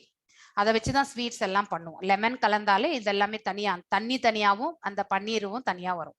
அதே மாதிரிதான் இந்த தர்மக்ஷேத்திரம் என்ற ஸ்தலத்துல வந்து தர்மம் அதர்மம் வந்து 2 நிலைகளாக இருக்கின்றன. அதனுடைய முடிவு எப்படி இருக்கும், அந்த பன்னீரை கொண்டு நாம வந்து ஒரு ரசகுல்லா தயாரிக்கிறதுக்கு எப்படி உபயோகப்படுகின்றதோ, ஒரு நன்மையான காரியத்திற்கு அந்த தர்மம் வென்று நன்மையான காரியங்களை வந்து வழங்கும் என்பதுதான் இந்த அனாலஜி. ஸோ நெக்ஸ்ட் ஸ்லோகம் வந்து பஷ்யைதாம் பாண்டு புத்திரானாம் ஆச்சாரிய மகதீம் சமும் வியூடாம் துருபத புத்திரேனாம் தவ சிஷ்யேனா தீமதக. அதாவது என் ஆசிரியரே, இப்ப போயிட்டு எதிர்த்தரப்புல இருக்கிறவங்கள வந்து சஞ்சயன் வந்து இப்போ திருதராஷ்டிரர் வந்து பயத்தினால கேட்கின்றார், பொறாமைனால கேட்கின்றார் என்பதை வந்து சஞ்சயனுக்கு புரியுது. சோ அதனால அவருடைய கலக்கம், உள்ளுக்குள்ள கலக்கம் இருக்கு, பயம் இருக்கு அவருக்கு. ஆனா அதை போக்கணுன்றதுக்காக அவரை என்கரேஜ் பண்றதுக்காக 2வது ஸ்லோகத்துல வந்து அதாவது குளோரிபிகேஷன் கொஞ்சமா வந்து, அதாவது துரியோதனை பத்தி கொஞ்சம் புகழா பேசுவார். மன்னன் துரியோதனன் என்று அங்கே வந்து ஒரு ஹைலைட்டிங் வரும். சோ அப்படி அங்கே என்னன்னாக்கா எதிர்த்தரப்புல இப்ப வந்து திருதராஷ்டிரர் தான் வரணும் போர் முனைக்கு. ஆனா அவருடைய ரெப்ரசன்டேட்டிவா இப்ப வந்து ஒரு மன்னனாக துரியோதனன் வந்து இருக்கின்றான், சேனாதிபதியாக பீஷ்ம தேவர் இருக்கின்றார். சோ மன்னருடைய கட்டளை பிரகாரமே சேனாதிபதி தன்னுடைய சேனையை வந்து அவர் வந்து ஏற்று நடத்தி செல்வார். இதுதான் அந்த சேனாதிபதியில வந்து பாத்தீங்கன்னாக்கா துரோணாச்சாரியாரும் இருக்கின்றார் அதுல வந்து இல்லையா. துரோணாச்சாரியார் வந்து அஸ்வத்தாமனால் வந்து கட்டுப்பட்டு விட்டார் இவர்கள் தரப்புல வந்து போராடுவதற்கு. சோ இதோ பாண்டுவின் மகன்களின், அப்போ அந்த ஆச்சாரியர், பாண்டவர்கள் என்றால் துரோணாச்சாரியருக்கு ரொம்பவுமே, அதுலயும் அர்ஜுனன் என்றால் அவருக்கு ரொம்பவுமே பிடிச்ச ஒரு சீடன். அதனால பாண்டவர்கள் பக்கம் இவர் பாரபட்சம் தான் காட்டுவார் அப்படிங்கறது வந்து துரியோதனுடைய ஒரு பொலிட்டிக்கல் பர்சனா தான் இங்க பேசுவான் அவன். சோ அங்க திருஷ்ட தூய்மன் வந்து துரோணாச்சாரியரை வதைப்பதற்காகவே அவன் அக்னியில் இருந்து தோன்றியவன், அதாவது திரௌபதியுடைய அண்ணன். இருவருமே வந்து அக்னியிலிருந்து தோன்றியவர்கள். சோ அதாவது இவரை வந்து கொல்வதற்காகவே நான் ஒரு மகனை வந்து ஈன்றெடுப்பேன் என்று சொல்லிட்டு துருபதன் வேள்வியை வளர்த்து அதிலிருந்து வந்து பிறந்தவர்கள் தான் திருஷ்ட தூய்மனனும் மற்றும் திரௌபதியும்.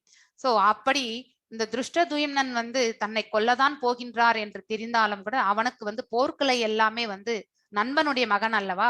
சோ அவனுக்கு எல்லா போர்களையுமே கற்றுக் கொடுத்தவர் நம்ம துரோணாச்சாரியார். அது எவ்வளவு பெரிய தவறு என்பதை வந்து இப்ப வந்து துரியோதனன் வந்து சுட்டி காட்டுவான். சோ ஏன்னா அவ எதிர்த்தரப்புல இருக்கக்கூடிய ஒரு சேனாதிபதியாக துஷ்டதூம்னன் வந்து இருக்கிறத சுட்டி காட்டுவார். யாரு? நம்ம துரியோதனன்.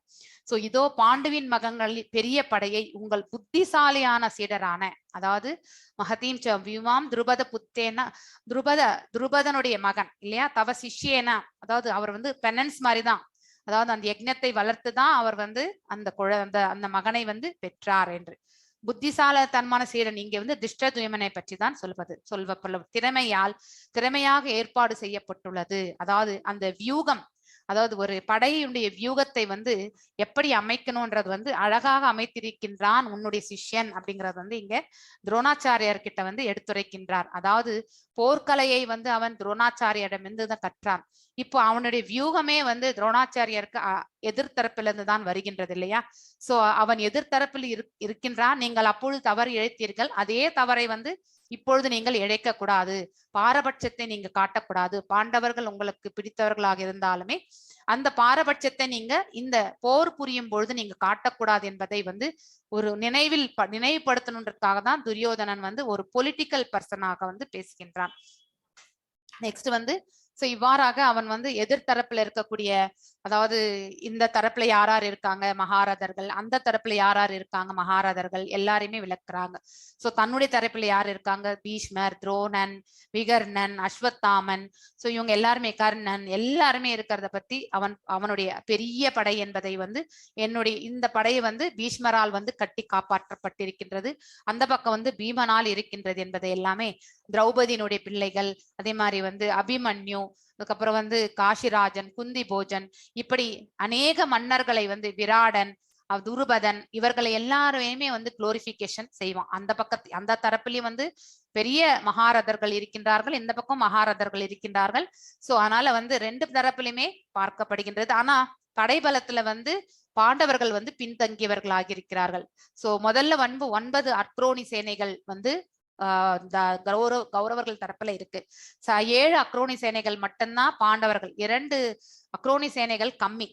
சோ இந்த 2 அக்ரோனி சேனைகள் கம்மியா இருக்கும்பொழுது சல்லியனை வந்து வரவேற்கிறதுக்காக மிஸ் ஆன பிறகு அவர்கள் நயவஞ்சகமாக வந்து பாண்டவர்கள் தரப்புல நினைச்சுட்டு வந்து சல்லியனை வந்து அழைச்சிட்டு போயிடுறாங்க. அதனால கௌரவர்கள் தரப்புல வந்து 11 அக்ரோனி சேனைகளும், பாண்டவர்கள் தரப்புல வந்து 7 அக்ரோனி சேனைகள் மட்டும்தான் இருக்கு. சோ படைபலத்தில் பின்பங்கியவர்கள் வந்து பாண்டவர்கள் அப்படிங்கிறது வந்து நாம் தெரிஞ்சுக்கணும். சகோஷம் தார்த ராஷ்டிரானாம் ஹிருதயானி வெதாரயத், அதாவது சோ 2 தரப்பில் இருக்கக்கூடிய அதாவது ரதர்களை பற்றி அழகாக வந்து எடுத்துரைத்த பிறகு சோ அவனை மகிழ்விப்பதற்காக வந்து பீஷ்மரும் தன்னுடைய சிம்மம் போன்று இருக்கக்கூடிய அந்த சங்கநாதத்தை எடுத்து ஊதுகின்றார்.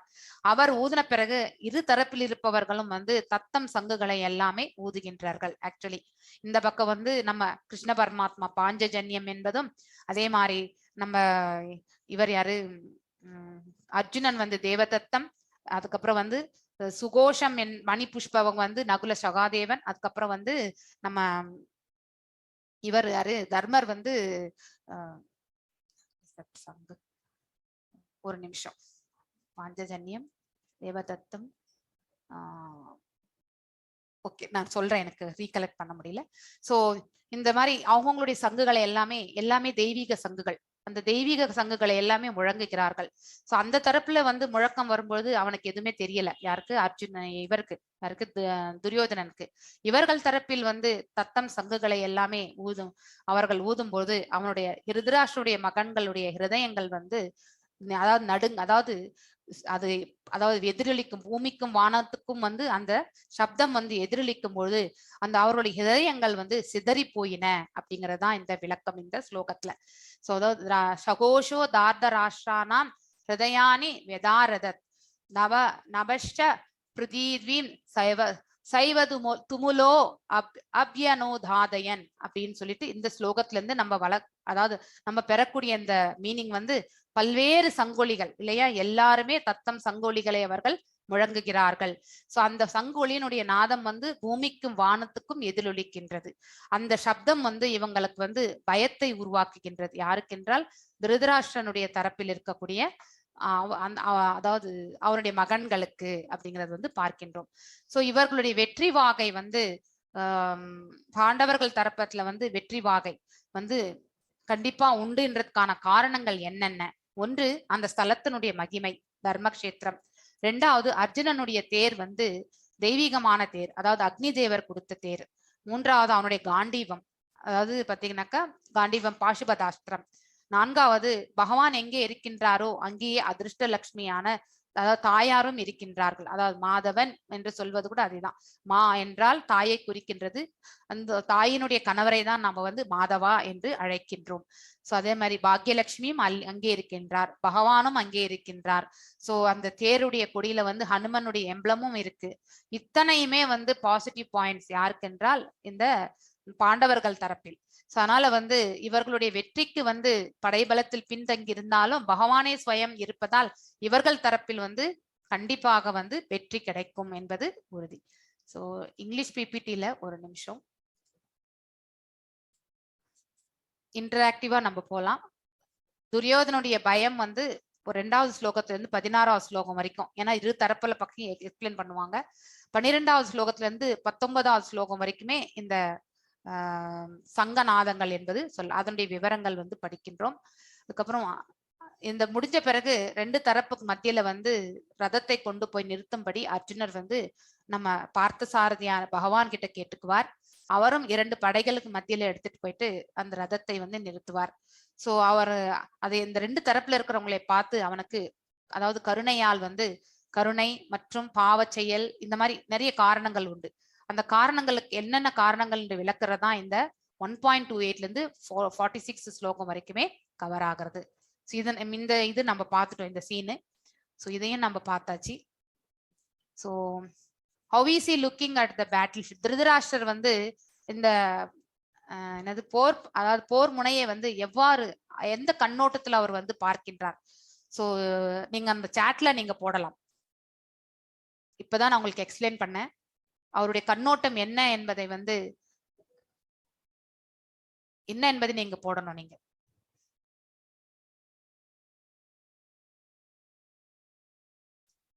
எல்லாருமே சாட்ல போடணும். Selfishness good, yes good. சுயநலம் கரெக்ட். அடுத்து வேற காரணங்கள், பயம், தட் இஸ் ஆல்சோ ரைட். பயம் இருக்கு அவனுக்கு. அதுக்கப்புறம் வேற என்ன இருக்கு? என்வியஸ்னஸ் இருக்கு இல்லையா? பொறாமை இருக்கு அவனுக்கு. சோ யாருக்கும் கொடுக்க கூடாது. சரியஸ். தேவதத் அனந்த விஜயம் கரெக்ட். அனந்த விஜயம் கரெக்ட் பிரபு. Thank you thank you. டக்குன்னு அது ஞாபகம் வரல எனக்கு. எஸ் வேற என்னென்ன காரணங்கள்?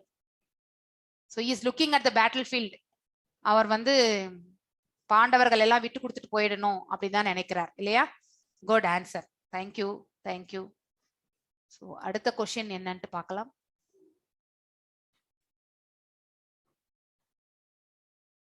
ஒரு நிமிஷம்.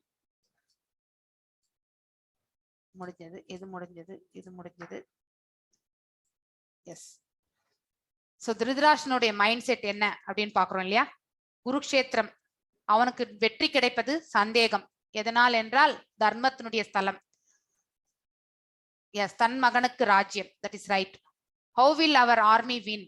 எவ்வாறு அந்த ஸ்தலத்துல வந்து வின் பண்ணும்? ஏன்னா தர்ம தன்னுடைய தரப்புல இருக்கிறது எல்லாமே அதர்மம் என்றது அவனுக்கு தெரியும். ஆனால் அதர்மத்திற்கு அங்க வெற்றி கிடைக்கும் என்ற வாய்ப்பு ரொம்ப ரொம்ப கம்மி என்றது வந்து திருதராஷ்டிரனுக்கு ஒரு டவுட் இருக்கு. நெக்ஸ்ட் வந்து பயம் இருக்கு அவனுக்கு இல்லையா? அன்ஃபேர். ஏன்னா அவனுக்கு பேராசை, தன்னுடைய பிள்ளைகள் மீது இருக்கக்கூடிய பற்றுதல், டியூ டு அட்டாச்மெண்ட், மோகம் இல்லையா? பிள்ளைகள் மேல பாசம் தான் வைக்கணும், மோகத்தை வைக்க கூடாது. சோ மோகம் என்பது வேறு, பாசம் என்பது வேறு. பாசம் எப்பொழுதுமே கண்டிப்பு, நல்வழி பாதையை வந்து அமைத்து கொடுக்கும். மோகம் என்றால் அனைத்தும் தானே தன் பிள்ளைகளுக்கு வழங்குவேன் என்று எடுத்துரைக்கும். மோகம் என்பது நாம் தான், நாமே செய்வோம், நான் என் பிள்ளைக்கு நான் இது செய்வேன், என் பிள்ளைக்கு அது பண்ணுவேன் அப்படின்னு நினைக்கிறது வந்து மோகம். சோ பகவானுடைய கிருபையால் வந்து நம்ம வந்து எல்லாம் என் பிள்ளைகளுக்கு கிடைக்கும் என்று நினைப்பது அது வந்து பாத்தீங்கன்னாக்கா பாசம், அதுதான் அன்பு. சோ அதுக்கடுத்து பார்ஷியாலிட்டி அவன் வந்து இல்லையா? அதாவது மாமகா பாண்டவா சைவ அங்கே பிரிச்சுட்டான் அவன், ஃபேமிலிய பிரிச்சாச்சு அவன். Very nice actually. So next வந்து அட்டாச்மெண்ட் வர்சஸ் அஃபெக்ஷன். இதானா நீங்க யாராவது? எஸ், நானே உங்களுக்கு எல்லாருக்கும் விளக்கம் கொடுத்துட்டேன். ஸோ அட்டாச்மெண்ட் என்ன, அஃபெக்ஷன் என்ன, யாராவது ஒரு ஒன் வேர்ட்ல நீங்க தமிழ்லயே கூட போடலாம், இல்ல இங்கிலீஷ்லயும் போடலாம். அந்த உங்க சாட்ல நீங்க டைப் பண்ணுங்க. அட்டாச்மெண்ட் என்ன, அஃபெக்ஷன் என்ன?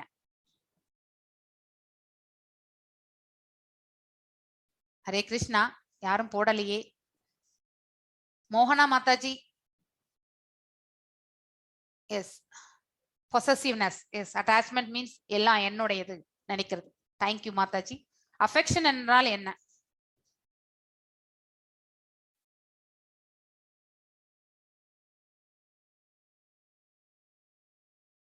affection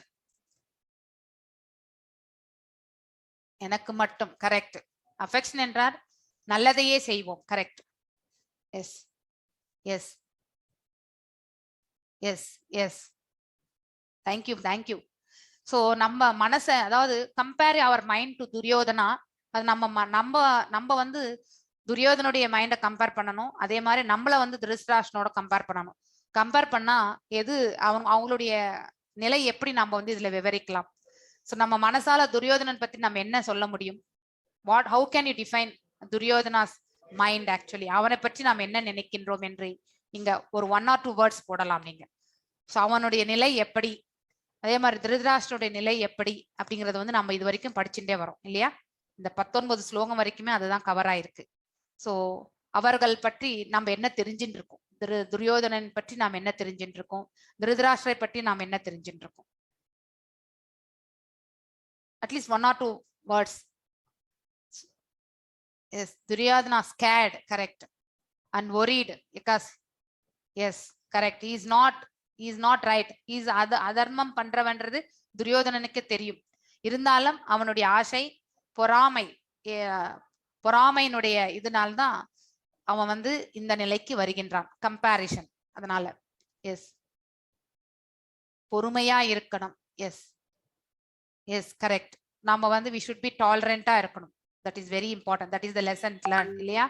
அவனுக்கு வந்து எதிலுமே தான் வெற்றி கொள்ளணும்ன்ற அந்த இது எதையுமே பாண்டவர்களுக்கு விட்டு கொடுக்க கூடாது. அதாவது தன்னிடத்தில் இல்லாதது யாரிடத்திலும் இருக்கக்கூடாது என்று நினைக்கக்கூடியது தான் வந்து பார்த்தீங்கன்னாக்கா அதுதான் enviousness சொல்லுவாங்க, பொறாமையினுடைய உச்சக்கட்டம். எஸ், பணிவுடன் இருக்க வேண்டும். Yes, okay, thank you for all typing the messages. Relationship between dissatisfaction and அதர்மம். அதாவது அதர்மம் என்றால் என்ன, திருப்தியற்ற நிலை என்றால் என்ன, இரண்டுக்கும் என்ன சம்பந்தம் வருது? யாராவது சொல்ல முடியுமா? You can unmute and speak also. யாராவது கை உயர்த்தினீங்கன்னாக்கா ஐ திங்க் பாலாஜி பிரபு நீங்க அவங்களை அன்மியூட் பண்ணுங்க. திருப்தியற்ற நிலைக்கும் அதர்மத்திற்கும் இருக்கக்கூடிய வித்தியாசம் அல்லது சம்பந்தம் என்ன? ரிலேஷன்ஷிப் பிட்வீன், இரண்டுக்கும் ஒரு சம்பந்தம் இருக்கு. இந்த நிலை இருந்தால் எஸ், யாரோ ஒருத்தர் கை உயர்த்தி இருக்காங்க. ஜெயஸ்ரீ கண்ணன் மாதாஜி, எஸ், அன்மியூட் பண்ணி சொல்லுங்க. நாம எந்த செயலை செய்தாலும் அது பகவான் சம்பந்தப்பட்டு செய்யணும், பலனை எதிர்பார்க்காம செய்யணும் மாதாஜி. எஸ் எஸ் பட் இங்க எஸ் எஸ் ராஜேஸ்வரி மாதாஜி நீங்க அன்மியூட் பண்ணி பேசலாம். அதர்மம் என்றால், அதாவது நாம வந்து திருப்தியற்ற நிலையில் இருக்கும் பொழுது நாம அதர்ம செயலுக்கு வந்து அது வழிவகுத்து விடுகின்றது இல்லையா? சோ நம்ம மனசுல நம்ம ஏதோ ஒன்று எதிர்பார்க்கிறோம். வீட்லயே கூட ஒரு சின்னது, எனக்கு ஒரு வீட்டுல 2 குழந்தைங்க இருக்கு. சோ தாய் வந்து அவர்களுக்கு வந்து ஒரு துணி எடுத்து கொடுக்குறாங்கனாக்கா, ஒரு குழந்தை அது எது கொடுத்தாலும் ஏத்துக்கக்கூடிய மனப்புக்கும் இருக்கலாம். இன்னொரு குழந்தை எனக்கு இதே வேணும்ன்றத வந்து நினைக்கும். ஆனா தாய் என்பவள் கண்டிப்பாக வந்து நல் ஒழுக்கத்தை வந்து கொடுக்கணும்னு தான் நினைப்பா. அதனால வந்து பிள்ளை கேட்டதை எல்லாம் தாய் வழங்க மாட்டாள். அதனால வந்து அவள் வந்து இந்த 2 பிள்ளைகளையுமே சமமாக பாவித்து அவள் செயல்படும் பொழுது அங்கே வந்து அந்த திருப்தியற்ற நிலை வந்து அந்த ஒரு குழந்தையிடம் வருகின்றது. அப்ப அந்த ஒரு குழந்தையிடம் வரக்கூடிய அந்த திருப்தியற்ற நிலை அது வந்து கோபமாக, டிஸ்சாட்டிஸ்பாக்சன், அழறது, அதுக்கப்புறம் அதை ஏற்றுக்கொள்ளாத தன்மைக்கு செல்றது, இந்த மாதிரியான இதெல்லாமே நாம வந்து பார்த்துட்டே இருக்கோம். ஓகே, கோஹோஸ்ட், ஓகே, ஒரு நிமிஷம் இருங்க பிரபு. எஸ், அதர்மம் means it is wrong also. Yes yes, தவறான ஒன்று தான். நம்ம வந்து அதர்மம் என்றால் அதாவது தர்மம் என்றால் என்ன, அதர்மம் என்றால் என்ன என்றதை நம்ம பின்னாடி படிப்போம். அதாவது மதம் என்றால் தர்மம், இதை கண்டிப்பா எல்லாரும் தெரிஞ்சுக்கணும். எல்லாருமே மதம் என்ற நான் கிறிஸ்டியன், முஸ்லிம், ஹிந்து அப்படின்னு நினைக்கிறோம். கிடையாது. மதம் என்றால் தர்மத்தை குறிக்கின்றது. சோ தர்மம் என்றால் என்ன, நமக்குன்னு விதிக்கப்பட்ட கடமைகள் என்ன என்பதை குறிக்கின்றது. சோ ஒவ்வொரு உயிர் வாழைக்கும் கடமைகள் உண்டு. தாயாக, தகப்பனாக, பிள்ளையாக. சோ நமக்கு கடமைகள் உண்டு. ஒரு தேசத்துல ஒரு சிட்டிசனாக, ஒரு ஒரு ஒரு இடத்துல வேலை செய்யறோம்னா அந்த இடத்துல ஒரு பொறுப்புள்ள ஒரு அதிகாரியாக நமக்குன்னு இருக்கக்கூடிய கடமைகள் கண்டிப்பாக இருக்கின்றது இல்லையா? சோ அதுவும் வந்து அந்த காலகட்டத்துல வர்ணாசிரம தர்மம் என்று இருந்தது. இப்ப வந்து நாம வந்து சனாதன தர்மம் என்று சொல்கின்றோம். சோ எஸ், அர்த்தம் மீன்ஸ் அதாவது இட் இஸ் ராங், அதாவது அதர்மம் என்றால் கண்டிப்பாக வந்து தவறு இழைக்கின்றோம் என்று அர்த்தம். நாம திருப்தியற்ற நிலையில் செல்லும் பொழுது அதனுடைய விளைவு வந்து அதர்மத்தில் சென்று முடிகின்றது. அதுதான் relationship. Yes Vedavalli, thank you mataji for your answer. So இப்போ வந்து Dhritarashtra, had he rightfully handed throne to Dhritarashtra, what would have been result? So இப்போ வந்து திருதராஷ்டிரர் வந்து தர்மத்தின் பிரகாரம் சென்றிருந்து யுதிஷ்டன் தான், ஏனென்றால் இருவிழியற்றவனுக்கு வந்து அந்த ராஜ்யாபிஷேகம் என்பது நடக்க கிடையாது. சோ பாண்டு தான் வந்து ஆத்தரைஸ்டா ஒரு கிங்கா இருந்தவர். அவருடைய மகனான யுதிஷ்டனுக்கு தான் அந்த பட்டம் சூட்டப்பட்டிருக்க வேண்டும். அதை வந்து திருதராஷ்டிரன் செய்திருந்தால் இந்த மகாபாரத போரே வந்து நிகழ்ந்திருக்காது இல்லையா? சோ அவன் ரைட்ஃபுல்லா அதை வந்து அவன் செய்யல. அவ்வாறு அவன் செய்திருந்தால் என்ன, what would be the result, என்ன இருந்திருக்கும்? ஒருவேளை வந்து திருதராஷ்டிரன் வந்து தர்மத்தின் பிரகாரம் நடந்திருந்தால் அந்த ஆட்சி முறை எப்படி இருந்திருக்கும்? யுதிஷ்டனுடைய ஆட்சி முறை, இந்த ஹேண்ட் ஓவர்ஸ் எல்லாம் எப்படி இருந்திருக்கும்? நீங்க இந்த சாட் விண்டோல போடுங்க, புட்டிட்டு இந்த சாட் விண்டோல போடுங்க 1 or 2 ஆன்சர்ஸ். இதெல்லாம் முடிச்சிட்டோம். பொலிட்டிக்கல் பிஹேவியர் இல்லையா? Political behavior, yes, we would not have got Gita. Yes, we wouldn't have got Gita. Correct. Adu right. போரே நடந்திருக்காது. Yes. தர்மத்தின் வழி. Yes, correct. Jayalakshmi Mathaji, thank you. Sheila Ravi Mathaji, thank you for wonderful interactive answers Mathaji. Sheila Ravi Mathaji, thank you very much. So analyze political behavior of Duryodhana. அதாவது அவன் வந்து இங்க வந்து ஒரு political பர்சனா தான் பேசுறான் இல்லையா? அதாவது அவனுடைய செயல்பாடுகள் ஹானஸ்டா இருந்திருப்பாங்க. he was a Dharani Madhusudan mataji, right. அதாவது திருதராஷ்டிரன் வந்து ஹானஸ்டா நடந்துட்டு இருப்பார். கரெக்ட். ராமராஜ்யம் would have been established. Yes, that is also possible. Thank you very much for your wonderful putting these answers. So analyze the political behavior of Duryodhana. அதாவது துரியோதனுடைய அரசியல் யுக்தியை பற்றி நீங்க உங்களுடைய நோக்கம் என்ன, இங்க நீங்க என்ன இதுல இருந்து தெரிஞ்சிருந்தீங்க? சோ அதாவது அவன் என்ன செய்கின்றான், துரோணாச்சாரிய இடத்துல போய் சொல்கின்றான் இல்லையா? சோ அந்த தரப்புல இருக்கவங்க எல்லாமே உன்னுடைய அழகான, அதாவது அந்த படை வந்து அழகாக வந்து அமைக்கப்பட்டிருக்கின்றது. யாரால் என்றால் உன்னுடைய சீடனால், திருஷ்டத்யும்னனால் அப்படின்ட்டு சொல்றான். சோ அதன் நோக்கத்துல என்ன தெரியறது? அவனுடைய நோக்கத்துல what is want to convey to the துரோணாச்சாரியாருக்கு என்ன சொல்லணும்னு நினைக்கிறார் அவர் வந்து? உங்களுக்கு ஆன்சர் சொல்லியிருக்கேன் நான். சோ இங்க இருக்கு, அதை வாசிக்கலாம். no need to waste the time. so calling Dhrishtadyumna துருபத புத்திரே அப்படின்னு சொல்றாரு. ஏன்னா துருபதனுக்கும் அதே மாதிரி வந்து நம்ம துரோணாச்சாரியாருக்கும் வந்து முன்னாடி 2 பேருமே வந்து நம்ம துரோணாச்சாரியுடைய தந்தையிடம்தான் வந்து போர்க்கலை பயின்றார்கள். சோ இருவருமே நண்பர்கள். ஒரு காலகட்டம் வரும்பொழுது துரோணாச்சாரியார் வந்து மிக வறுமையில் இருந்தப்போ பிற்காலத்துல உனக்கு நான் உதவி செய்யறேன்னு சொல்லிட்டு துருபதர் சொல்கின்றார். அதை கேட்டுண்டு வறுமையில் இருக்கும் பொழுது துருபனை நாடி வருகின்றார். ஆனா அப்ப இவர் வந்து அந்த அகங்காரத்தை வந்து வெளிப்படுத்தி, சத்திரிய அகங்காரத்தை வந்து துருபதன் வந்து வெளிப்படுத்துகிறார். அவரை உதாசீனம் செய்கின்றார்.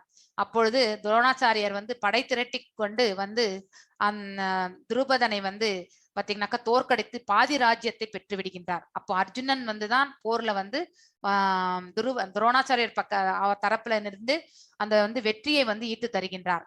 சோ அந்த பாதி ராஜ்யம் வந்ததுதான் வந்து அஸ்வத்தாமன் ஆளுவது. சோ அப்ப வந்து துருபதன் வந்து சூளுரைக்கின்றான், நான் உன்னை வதைப்பதற்காகவே ஒரு மகனை நான் ஈன்றெடுப்பேன் அப்படின்னு சொல்லிட்டு. அதுக்கப்புறம் தான் வந்து வேள்வித்தீல வந்து திரௌபதி மற்றும் துஷ்டத்யும்னன் எல்லாம் வரதே. சோ அதனாலதான் இங்க துருபதா என்று அவன் வந்து அண்டர்லைன் பண்றது வந்து அவனை வந்து எனிமிட்டியா அவன் வந்து பிக்சரைசேஷன் காட்டுறான். துருபதனை நினைத்தால் அப்ப அந்த காலகட்டத்துல வந்து துருபதன் தன்னை கிடைத்த கொடுமையை அவர் வந்து நினைக்க வேண்டும் இல்லையா?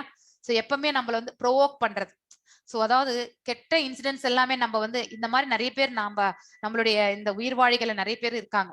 ஒரு ஃபேமிலியில வந்து 2 பேர் வந்து ஏதோ ஒரு இஷ்யூ இருந்தாக்கா மூன்றாவது ஒரு நபர் வந்து இவருக்கு எது பிடிக்காதோ அவர் மேல என்ன இருக்கோ அது எல்லாமே ப்ரொவோக் பண்ணுவாங்க இல்லையா? அதை வந்து சுட்டி காட்டி அவர் இன்னும் மனசை வந்து அவர் மேல அகெயின்ஸ்டா செய்யறது வழக்கம். அதே மாதிரிதான் இங்க வந்து இவனோட பொலிட்டிக்கல் நேச்சர் வந்து துருபதனை வந்து துஷ்டத்யும்னன் சொல்லவே இல்லை, துருபத புத்திரன் என்றுதான் அவன் சொல்கின்றான். அதாவது துரோணாஸ் எனிமி அப்படிங்கறது வந்து அங்க ஒரு டபுள் அண்டர்லைன் பண்ணிக்கணும். in order to make sure that Dronacharya would not be lenient at this time with the Pandavas. So அவ்வாறு அவன் அந்த எனிமிட்டியை வந்து மனசுல எடுத்துட்டு வந்து விட்டோன்னு வச்சுக்கோங்களேன், எதிர் தரப்புல இருக்கக்கூடிய பாண்டவர்களும் அவருக்கு எனிமியா தான் ஆகும். அப்போ அந்த போர்ல வந்து அவர் வந்து இவர்கள் தரப்புல வந்து ஹானஸ்டா வந்து அவர் வந்து போர் புரிவார் அப்படிங்கிற ஒரு எக்ஸ்பெக்டேஷன். இதுதான் வந்து அரசியல்வாதிகளுடைய அதாவது வலிமை, பேச்சு வலிமை என்று சொல்லலாம். He mentioned all the great heroes of Pandava side so that Dronacharya would take the war seriously. Okay. அதாவது he would teach, அதாவது வார வந்து போரை வந்து அவர் வந்து சீரியஸா எடுத்துட்டு பண்ணணும். He should become serious அப்படிங்கறத வந்து வெளிப்படுத்துகிறார். While mentioning the names of great heroes from his side, அதாவது இந்த தரப்புல 2 தரப்புலயும் வந்து சொல்கின்றான் இல்லையா? Who is the eldest? பீஷ்மாவை மட்டும்தான். பீஷ்மர் ஒருத்தர் இருந்தாலே அவன் வெற்றி காண முடியும் என்பது அவனுக்கு தெரியும். ஆனா மிச்சம் இருக்கக்கூடிய அந்த அதாவது மகாராஜர்கள் வந்து தங்களுடைய முக்கியத்துவத்தை வந்து அவங்க வந்து கம்மியா நினைச்சிடக்கூடாதுன்றதுக்காக பீஷ்மர் வந்து வயதானவர், அவருக்கு வந்து நீங்க எல்லாருமே வந்து பாதுகாப்பு வழங்கணும்னு சொல்லுவான். சோ ஒரு தரப்புல பீஷ்மரை வந்து உயர்த்தி பேசுவான், இன்னொரு தரப்புல வந்து இவங்க பக்கத்துல இருக்கிறவங்க எல்லாருமே, அதாவது கிருபாச்சாரியா, துரோணாச்சாரியா, அஸ்வத்தாமன், இவங்க எல்லாருமே வந்து அவருக்கு சப்போர்ட் வழங்கணும்ன்ற அந்த இதுல அவங்களுக்கு முக்கியத்துவத்தை கொடுத்து பேசுவான். This is the pure political way of speech actually இல்லையா? சோ சத்திரியனுடைய அந்த tactics actually. he further mentions name Kripacharya, அதாவது துரோணாச்சாரியோடைய தங்கையினுடைய கணவர் அவர். அஸ்வத்தாமன் எல்லாருமே வந்து மகாராஜர்கள். அடுத்து further he mentioned the name of கிருபாச்சாரியா, அது சொல்லியாச்சு. he mentioned that விகர்ணா, அதாவது துரியோதனனுடைய நியாயமான ஒரு தம்பி யாருனாக்கா விகர்ணன் தான். சோ அதாவது நம்ம திரௌபதியுடைய துயில் உரியும் பொழுது இது தவறு என்று எடுத்துரைத்தவன் வந்து அவன்தான். யாருன்னா இந்த விகர்ணன் தான். So youngest brother, although he was not a Maharatha, in order to inspire him to the fight இல்லையா, என்னெல்லாம் நியாய தர்மம் பிரகாரம் எதுவுமே நடக்கல. சோ அவனை வந்து இன்னும் வந்து ஊக்குவிக்கின்றதுக்காக அவனையும் மகாரதா என்று சொல்கின்றான் Vikarnan. there are many other heroes. அதாவது இந்த சென்டென்ஸ் நம்ம வந்து கண்டிப்பா தெரிஞ்சுக்கணும். சோ எனக்காக வந்து மரணத்தை ஸ்வீகரிப்பதற்காக வந்து எத்தனையோ பேர் வந்து இந்த கூட்டத்தில் இருக்காங்க அப்படிங்கறதையும் வந்து சொல்கிறேன். தன்னுடைய தரப்புலையும் இருக்காங்க. lay down their lives for my sake ன்னு சொல்றான் அதுல வந்து. சோ அது வந்து தவறு இல்லையா? அதாவது ஆல்ரெடி அவனுடைய வெற்றி கிடைக்காது, எனக்காக எல்லாரும் மரணிக்க போகிறார்கள் என்ற ஒரு சுச்சுவேஷனே வந்து துரியோதனன் வந்து கிரியேட் பண்ணியாச்சு. So well equipped. Our strength is immeasurable. அளவிட முடியாதது. யாரு? பீஷ்மரால் பாதுகாக்கப்பட்ட படை வந்து அளவிட முடியாது. ஆனால் பீமனால் கவனமாக பாதுகாக்கப்பட்டது வந்து அளவிடக்கூடியது என்பதை 2 தரப்புல இருக்கக்கூடிய படைகளை வந்து கம்பேரிசன் பண்ணுவான். சோ கம்பேரிசன் பண்ணி பீஷ்மரை வந்து உயர்வாக பேச ஆரம்பிப்பான். சோ அப்பையும் பீஷ்மர் வந்து ஆல்ரெடி அவருடைய ஆசிகளை எல்லாம் பாண்டவர்களுக்கு தான் வழங்கினார். சோ இருந்தாலும் இவனுக்கு கண்டிப்பா தோல்வி உண்டு அப்படிங்கறத உணர்த்துறதுக்காகவே அவருடைய சங்கநாதத்தையும் அவர் வந்து முழக்குகிறார். சோ இது எல்லாமே வந்து இந்த that is the theory behind this. இதை நாம தெரிஞ்சுக்கணும். சோ 6 டைப் ஆஃப் அக்ரஸஸ் பத்தி நம்ம படிப்போம் அதுக்கப்புறம். ஒரு நிமிஷம். சோ இரு தரப்புல வந்து இருக்கக்கூடிய அந்த முக்கியமான இவங்களை எல்லாருமே பார்க்கணும்னு சொல்லிட்டு, யாரோடு நான் போர் புரிய வேண்டும் அப்படின்னு பொருந்துவேன் என்று நான் பார்க்கணும்னு சொல்லிட்டு பார்த்தன் வந்து பார்த்த சாரதி கிட்ட எடுத்துரைக்கின்றான். பகவானும் வந்து அந்த இரு படைக்கு நடுவுல வந்து அந்த தேரை எடுத்துட்டு வந்து நிறுத்துறார். சோ அவனுடைய வில்லையும் அம்பையும் ஒரு புறம் ஏந்தி கொண்டு அந்த ஆப்போசிட்ல இருக்கிறவங்க எல்லாருமே ஒரு பார்வை வந்து பார்க்கின்றான். அப்பொழுது எதிர்த்தரப்புல இருக்கக்கூடிய பீஷ்மர், துரோணர், அதுக்கப்புறம் வந்து அஸ்வத்தாமன், அதுக்கப்புறம் வந்து விகர்ணன், இவங்க எல்லாரையுமே பாக்குறான். எல்லாருமே உறவு முறை, நண்பர், இந்த மாதிரி முறையில இருக்கும் பொழுது அவர்களை எல்லாம் நம்ம கொல்லணுமா அப்படிங்கிற ஒரு உணர்வு வருகின்றது. அவனுக்கு குழப்பம் வருகின்றது. குழப்பத்தினால் அவருக்கு கலக்கமும் ஏற்படுகின்றது. அதனால அவனுக்கு வாய் உலர்வதாக அவன் உணர்கின்றான். கை கால் நடுங்குகின்றது. கைகளில் இருக்கக்கூடிய காண்டீபமும் அவனுக்கு நழுவுகின்றது. அவ்வாறு நிகழக்கூடிய அந்த செயல்னால அவன் வந்து போர் புரிய மாட்டேன் அப்படிங்கிற ஒரு கன்ஃபியூஷனான அந்த சுச்சுவேஷனை வந்து எக்ஸ்பிரஸ் பண்றான் அர்ஜுனன். சோ அந்த காரணங்கள், அதற்கான காரணங்கள் எல்லாமே இதுதான். 28வது ஸ்லோகத்திலிருந்து ஸ்டார்ட் ஆகி 46 ஸ்லோகம் வரைக்கும் கவர் ஆகுது. இரக்கம், கம்பேஷன் சொல்லுவாங்க இங்கிலீஷ்ல. ஸோ 1.28 அந்த 28வது ஸ்லோகம் வந்து இரக்கத்தினால் நான் போர் புரிய மாட்டேன். ஏன்னா ஒரு உயிரை கொல்வது பாவம் இல்லையா? ஸோ என்னுடைய சொந்த பந்தங்களை எல்லாம் கொன்னுட்டு இந்த பிரபஞ்சத்துல நான் என்ன நன்மையை அடைய போகின்றேன்? இதனால வரக்கூடிய லாபங்கள் வந்த உலகமே எனக்கு கிடைச்சா கூட எனக்கு தேவையே இல்லை அப்படின்ட்டு சொல்லுவான். ரெண்டாவது வந்து அதனுடைய அவுட்கம், ஒரு போர்னுடைய விளைவு கண்டிப்பாக வந்து நமக்கு வந்து நன்மையை பயக்காது இல்லையா? சோ நன்மை இல்லாத அந்த தருணங்கள் வந்து எப்படி நம்ம கழிக்கிறது? போறவங்க பரவாயில்ல, இருக்கிறவங்களுக்கு தான் ரொம்பவுமே கஷ்டம். சோ ஒரு உயிர் சென்ற பிறகு சென்றவர்கள் ஒன்றும் கஷ்டம் இருக்காது, விட்டு சென்றவர்களுக்கு தான் எப்பொழுதுமே தர்ம சங்கடம். அதே மாதிரிதான் இந்த போர்னுடைய அவுட்கம் வந்து அதை வந்து அவர்கள் வந்து மீண்டும் நார்மலான ஒரு பொசிஷன் எடுத்துட்டு விடணும்னா it will take lot of effort இல்லையா? சோ அந்த சூழ்நிலை வந்து இன்பமற்ற நிலை என்பதை அவன் உணர்கின்றான். அதை எடுத்துரைக்கக்கூடிய ஸ்லோகம் வந்து 31st ஸ்லோகம். மூன்றாவது பாவச் செயல், அதாவது பாத்தீங்கன்னாக்கா உயிரை கொல்வது பாவம் அப்படின்னு எடுத்துக்குறைக்கக்கூடிய அந்த ஸ்லோகம். அடுத்து குடும்ப பாரம்பரியம் வந்து கெட்டு போதல், அதாவது நாம் there is a decline or அதாவது டைனாஸ்டி வந்து அதாவது சரியக்கூடிய அந்த தன்மை. ஏனென்றால் இந்த போர் முனையில 2 தரப்பிலுமே வந்து வீட்டினுடைய தலைவர் தான் இருப்பாங்க இல்லையா? ஒரு வீட்டுல தந்தையானவர் தான் போர்ல வந்து நின்று இருப்பார். சோ அவர்கள் எல்லாமே வீர மரணம் எய்தி விட்டால் மிஞ்சம் இருப்பது யார் என்றால் இந்த பிரபஞ்சத்துல பாலகர்களும் அதாவது பெண்மணிகளும் தான். பெண்களுக்கான பாதுகாப்பு இல்லை என்றால் சூறையாடப்படுகிறார்கள். எப்பொழுதுமே பெண் என்பவள் பாதுகாக்கப்பட வேண்டியவள். சோ அவளை வந்து நாம என்னைக்குமே வந்து கௌரவித்து அவரை மதிப்பு கொடுத்து அவங்கள வந்து அவரை எப்பொழுதுமே சிறு பிராயத்துல வந்து தந்தை வந்து காப்பாற்றுவார். அதுக்கப்புறம் ஒரு மிடில் ஏஜ் வந்த பிறகு தன்னுடைய தமையன் வந்து காப்பாற்றுவார். திருமணமான பிறகு வந்து கணவன் வந்து கணவனால் காப்பாற்றப்பட வேண்டியவள். அதே மாதிரி பிள்ளைகள் பெரியவனானால் வயோதிகமானால் பிள்ளைகளால் பெண்மணி என்பவள் காப்பாற்ற ஒவ்வொரு சுச்சுவேஷன்லயுமே வந்து பெண்மணியை வந்து நாம வந்து காப்பாற்ற வேண்டும். அந்த பெண் குலத்தை வந்து நாம வந்து ரட்சிக்கப்பட வேண்டும். சோ பெண்களுக்கு பாதுகாப்பு இல்லை என்றால் அது வந்து அவர்களுடைய அவங்களும் களங்கம் அடைகிறார்கள். அதாவது அதனால தேவையற்ற சந்ததிகள் வந்து உருவாகின்றன. அதுதான் வர்ண சங்கரா அப்படின்னு எடுத்துரைக்கப்படுவது. சோ அந்த வர்ண சங்கரத்தினால் அப்படிப்பட்ட சந்ததியர்கள் வந்து முன்னோர்களுக்கு வந்து கருமாதிகள் வழங்குவதற்கான ஆப்பர்ச்சுனிட்டியே தெரியாது. யாரு அவர்களை முன்னோர்கள் என்றே அவர்களுக்கே தெரியாது இல்லையா? வர்ண கலப்பினால் அவர் எந்த வம்சத்தை சேர்ந்தவர்கள் என்று அவர்களால் வந்து சொல்ல முடியாது. சோ அப்படிப்பட்ட முன்னோர்களுக்கு வந்து கருமாதிகள் நடக்கவில்லை என்றால் அவர்கள் சதா சர்வகாலமும் நரகத்திலே உழண்டு கொண்டு இருப்பார்கள். சோ நாம செய்யக்கூடிய அந்த ஸ்ராத்தம் வந்து பகவானுக்கு தான் நாம் நிவேதனமாக படைக்கின்றோம். அப்படிப்பட்ட நிவேதனம் பகவான் ஸ்வீகரிக்கும் பொழுது அவர் அதனால வந்து மகிழ்ச்சி உற்று நம்மளுடைய முன்னோர்களுக்கு வந்து அந்த பாவ விளைவுகளிலிருந்து விடுதலை அளிக்கின்றார். ஸ்ராதத்தினுடைய மகிமை அதுதான்.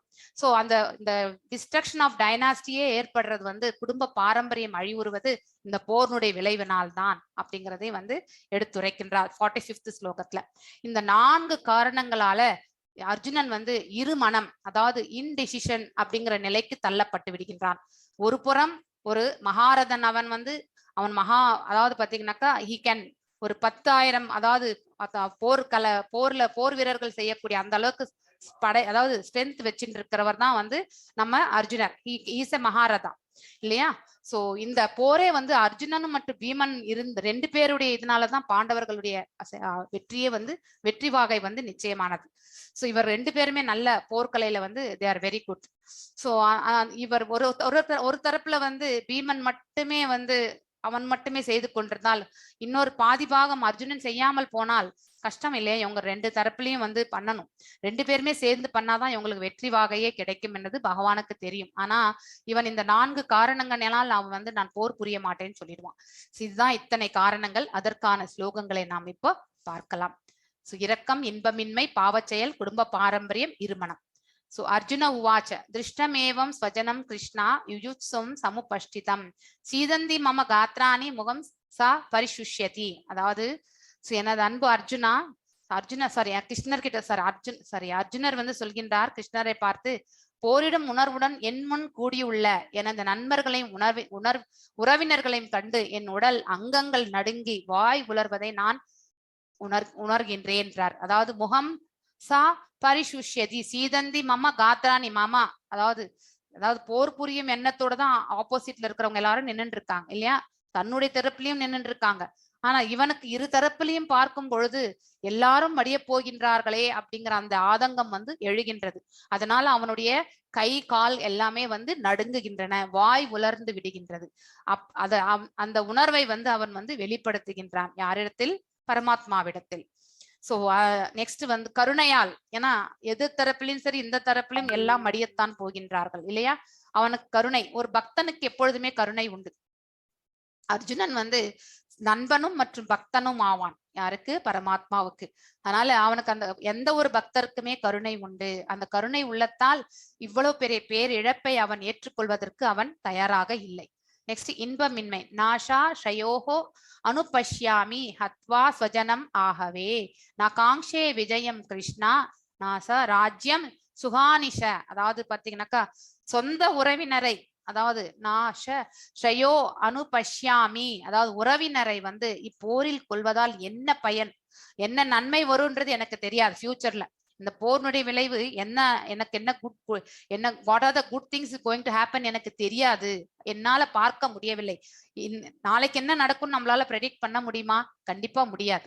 அதே நிலையில தான் அர்ஜுனரும் வந்து சொல்கின்றார், இந்த போர்னுடைய விளைவு எப்படி இருக்கும், இந்த போர் முக்கியத்துவம் என்னன்னு எனக்கு தெரியல, இது தேவையே இல்லை, இந்த போர்ல வந்து நான் வந்து செயல்படணும்னு எனக்கு விருப்பம் இல்லை, இதில் பெறக்கூடிய நான் வெற்றி பெற்றால் எனக்கு ராஜ்யம் உண்டு, அந்த ராஜ்யம் கூட எனக்கு தேவையில்லை, 3 உலகங்களே எனக்கு கிடைத்தாலோ அதனால் வரக்கூடிய இன்பம் கூட எனக்கு தேவையில்லை, நான் விரும்பவில்லை அப்படின்னு சொல்லிட்டு சொல்றாரு ஆக்சுவலி அர்ஜுனன். சோ நெக்ஸ்ட் வந்து பாவ செயல்.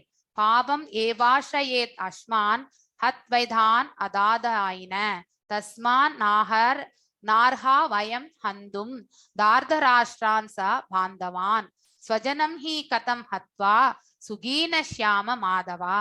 அதாவது அக்கிரமக்காரர்கள், 6 விதமான அக்கிரமக்காரர்கள் உண்டு. உணவில் நஞ்சை கலப்பவர்கள். சோ யாராவது உணவு உண்ணும் பொழுது அவருக்கு உணவில் நஞ்சை கலந்தால் இப்படிப்பட்ட பாவ செயல்களுக்கு விமோசனமே கிடையாது ஆக்சுவலி. அதுதான் இங்கே வந்து சொல்லப்பட்டிருக்கிறது. சோ பாய்சன் கிவர், அதாவது துரியோதனன் வந்து சிறு பிராயத்துல, அதாவது பாண்டு இறந்த பிறகு காட்டுல இருந்து இவங்க எல்லாரையுமே வந்து அழைத்து வரப்படுகிறார்கள் இல்லையா? அந்த காலகட்டத்துல வந்து அவர்கள் இந்த அரண்மனைக்கு வந்த பிறகு இவர்கள் எல்லாம் நமக்கு வந்து காம்படிட்டர் ஆயிட்டாங்க இல்லையா? சோ அவன் ஒருத்தனே இருந்தா பிற்காலத்துல தன் தந்தைக்கு பிறகு அவனே வந்து அரசாள முடியும். ஆனா ஆஸ் பர் த இது பிரகாரம் பார்த்தா நம்ம பாண்டுனுடைய பிள்ளையான யுதிஷ்டன் தான் வந்து அரசாள வேண்டியது. சோ இப்போ அவனுடைய அந்த அரச பதவிக்கு இவர்கள் வந்து போட்டியாக வந்து விட்டார்கள் என்ற அவனுக்கு அந்த பொறாமை எண்ணம் வந்து கண்டிப்பாக உண்டு துரியோதனனுக்கு. சோ அதனால வந்து பீமனுக்கு வந்து விஷத்தால் அந்த விஷத்தை வந்து உணவுல வந்து நஞ்சை கலந்து கொடுக்கின்றான். நெக்ஸ்ட் வந்து அர்சனாட், அதாவது துரியோதன அரேஞ்ச் அர்சனாட்னா இவர்கள் வந்து அரக்கு மாளிகையில வந்து தீ வச்சு இது பண்றாங்க இல்லையா, அழிவு, அதாவது எரிக்கணும்ட்டு அந்த ஒரு செயலும் செய்கின்றான். அதுக்கப்புறம் one who attacks deadly weapons, அதாவது கொலைபாதகம் செய்யக்கூடிய அத்தகைய ஆயுதங்களால் வந்து அவர்களை வந்து தாக்குறது. சோ அந்த மாதிரி ஒரு இது நிலைக்கு இது ஒன் எக்ஸாம்பிள். அடுத்து திருடன், அடுத்தவர்களுடைய பொருளை சொத்தை வந்து அபகரித்துக் கொள்ளுதல். எஸ், இவர் சூதாட்டம் ஆடி அவர்களிடத்திலிருந்து அபகரித்தார்கள். யாரு? பாண்டவர்களுடைய ராஜ்யத்தை இந்திரபிரஸ்தத்தையே அபகரித்தவன் யார் என்றால் நம்ம துரியோதனன். சோ அதாவது வஞ்சகமாக. One who occupies another land, அடுத்தவர்களுடைய நிலத்தை நாம அபகரித்துக் கொள்ளுதல். அடுத்து வந்து one who kidnaps another's wife, அதாவது அடுத்தவருடைய மனைவியையும் வந்து அபகரித்தல். இது எல்லாத்தையுமே வந்து துரியோதனன் செய்திருக்கான். Duryodhan fed Bhima with poisoned cake, அதாவது உணவுல நஞ்சை கலந்து கொடுத்தான். 2வது வந்து அரக்கு மாளிகையில வந்து, அதாவது house of lac to be built for Pandavas and conspired to set it ablaze when they slept poised to attack இல்லையா? அதாவது தாக்குதலுக்கும் வந்து ஏற்பாடு நடக்கின்றது, தாக்குதல் அவங்க வந்து அதுல இருந்து தப்பித்துக் கொள்கிறார்கள். அந்த அரக்கு மாளிகையில வந்து தாக்குதலும் நடக்கின்றது, ஆனா அந்த தாக்குதலிலிருந்தும் அவர்கள் வந்து தப்பித்துக் கொள்கின்றார்கள். ஆனா அந்த தாக்குதல் அவர்கள் மரணம் அடையாததால் தான் வந்து அரக்கு மாளிகையை அவர்கள் வந்து எரித்து விடுகிறார்கள். சோ இது 2 3 ஆச்சு. சகுனி சீட்டட் த டைஸ் கேம் இல்லையா? சகுனி வந்து சூதாட்டத்துல வந்து அவன் செய்த தவறு, பிளண்டட் ஆல் தேர் வெல்த், எல்லா செல்வத்தையுமே அவன் வந்து அபகரித்துக் கொள்கின்றான். அதாவது இந்திரபிரஸ்தம், தன்னுடைய தம்பிமார்கள், மனைவியே கூட அவன் பணமே வைக்கக்கூடிய அந்த நிலைக்கு வந்து தர்மராஜர் வந்து தள்ளப்படுகிறார்.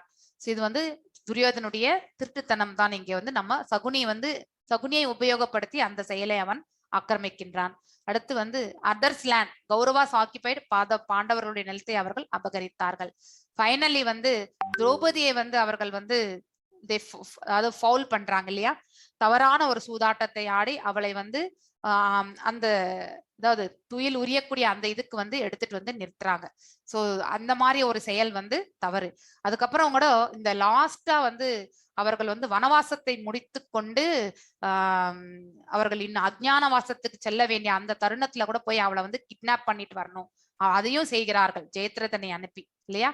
அட்டெம்ப்ட் டு கிட்னாப் ஹர், அதையும் செய்கிறார்கள். அடுத்த இதே மாதிரிதான் நம்ம சீதா பிராட்டியும் வந்து அபகரிக்கப்பட்டார் என்பதும் அதுவும் ஒரு எக்ஸாம்பிள். சோ இந்த 6 விதமான அக்கிரமக்காரர்களுக்கு என்றைக்குமே மன்னிப்பு கிடையாது அந்த பாவங்களுக்கு. சோ இத்தகைய அக்கிரமக்காரர்களை கொள்வதால் நமக்கு பாவமே வந்து சேரும். சோ எஸ், அவர்கள் எல்லாருமே அக்கிரமக்காரர்கள் தான், அப்படிப்பட்டவர்களை கொண்டா கூட எனக்கு வந்து பாவம் தான் வரும் அப்படின்னு சொல்லிட்டு திருதராஷ்டிர மகன்களையும் நம்ம நண்பர்களையும் கொள்ளுதல் சரியானது அல்ல அப்படிங்கிறது வந்து அர்ஜுனன் வந்து எடுத்துரைக்கின்றார். சோ அதிர்ஷ்ட தேவதனுடைய அதாவது கணவரே, இங்க வந்து பகவானை வந்து மாதவா என்று சொல்லவது அதனால்தான். நமது சொந்த உறவினர்களை கொலை செய்து விட்டு நாம் எவ்வாறு மகிழ்ச்சி அடைய முடியும், இதனால் நமக்கு என்ன லாபம் அப்படிங்கிறது ஒரு கொஸ்டின் வந்து வைக்கிறார். யாரு? நம்ம அர்ஜுனர். அடுத்து குடும்ப பாரம்பரியத்தை பற்றி நான் ஆல்ரெடி உங்களுக்கு சொல்லியிருக்கேன்.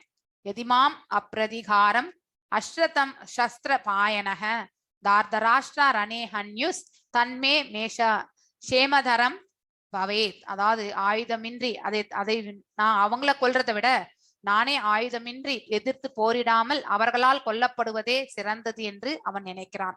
யாரு? அர்ஜுனன். ஆயுதமின்றியும் எதிர்த்து போரிடாமல் இருக்கின்ற என்னை ஆயுதம் தாங்கி அந்த திருதராஷ்டிரனுடைய மக்களால் போரில் கொல்லப்பட்டால் அதுவே எனக்கு அதிக நன்மை கொடுக்கும் சொல்றார். அப்படின்னா எந்த அளவுக்கு அர்ஜுனன் வந்து கருணை உள்ளம் படைத்தனாக இருக்க வேண்டும் என்பது நாம் இதுல இருந்து தெரிந்து கொள்ளலாம். சோ இதுதான் இந்த ஃபர்ஸ்ட் அத்தியாயத்தினுடைய சம்மரி. சோ இந்த இதுல வேற என்ன இருக்குன்றதையும் நம்ம பார்த்துடலாம். சோ சகோஷோ தார்தராஷ்டிரம், வாட் டஸ் திஸ் ஹேப்பன்? அதாவது the blowing of different conchs இல்லையா. அதாவது பகவான் வந்து பாஞ்சஜன்யம், அதுக்கடுத்து அர்ஜுனன் வந்து தேவதத்தம், அதுக்கப்புறம் வந்து அதாவது நகுலன் மற்றும் சகாதேவன் வந்து சகோஷம் மணி புஷ்பகத்துல வந்து பண்றாங்க. அதுக்கப்புறம் வந்து நம்ம தர்மராஜா வந்து இது அனந்த விஜயம் அப்படிங்கிற ஒரு சங்கையும் அவர் வந்து ஊதுறார். சோ இந்த மாதிரி சங்குகள் ஊதும் பொழுது என்ன நடந்தது? சோ அந்த வானத்துக்கும் பூமிக்குமே வந்து பாத்தீங்கன்னாக்கா வைப்ரேஷன் இல்லையா, சப்தம் வந்து ஏற்படுகின்றது. அதனால வந்து நம்ம துரியோதனன் தரப்பில் இருக்கிறவங்களுடைய அதாவது திருதராஷ்டிர மகன்களுடைய இதயங்கள் வந்து சிதறலாயின அப்படிங்கறது வந்து பார்க்கின்றோம். வெதாரத் அப்படிங்கிறது வந்து சிதறி போகிறது. So why does this happen? எதற்காக இந்த மாதிரி அவர்கள் ஃபீல் பண்ணாங்க அப்படிங்கிறது யாராவது இந்த சாட்ல போட முடியுமா? எதற்காக அவர்கள் வந்து அவர்களுடைய இதயங்கள் வந்து, ஏன்னா அவர்கள் தரப்பிலும் சங்கநாதம் முழங்கப்பட்டது, அப்பொழுது அவர்கள் எதுவுமே ஃபீல் பண்ணல. ஆனா பாண்டவர்கள் தரப்புல சங்கநாதங்கள் முழங்கின போது எதற்காக அவர்களுடைய ஹிருதயங்கள் எல்லாமே சிதறி போயின? ஏதாவது உங்களுக்கு தெரிஞ்ச ஆன்சர் இங்க போடலாம். வாட் இஸ் த ரீசன் என்றதை வந்து நீங்க போடணும். எதனால் அவர்களுக்கு அவ்வாறு அவர்கள் உணர்ந்தார்கள் அப்படிங்கறத வந்து நாம இங்க சொல்லணும். Yes, Venkatalakshmi mataji, Vedavalli mataji, fear of defeat, correct, that is right answer actually. Yes, so yes, dharma and adharma being challenged, yes, they will get fear about they will not win, that is right answer actually. Yes, அவர்கள் வெற்றி கொள்ள மாட்டார்கள் என்பது உள்ளுக்குள்ள அவங்களுக்கு பயம் உண்டு. அதனாலதான் அந்த சப்தத்தினால அவர்கள் வந்து மனசுல வந்து அந்த பயம் வந்து ஹிருதயத்துல அவங்களுக்கு பிரதிபலிக்கின்றது.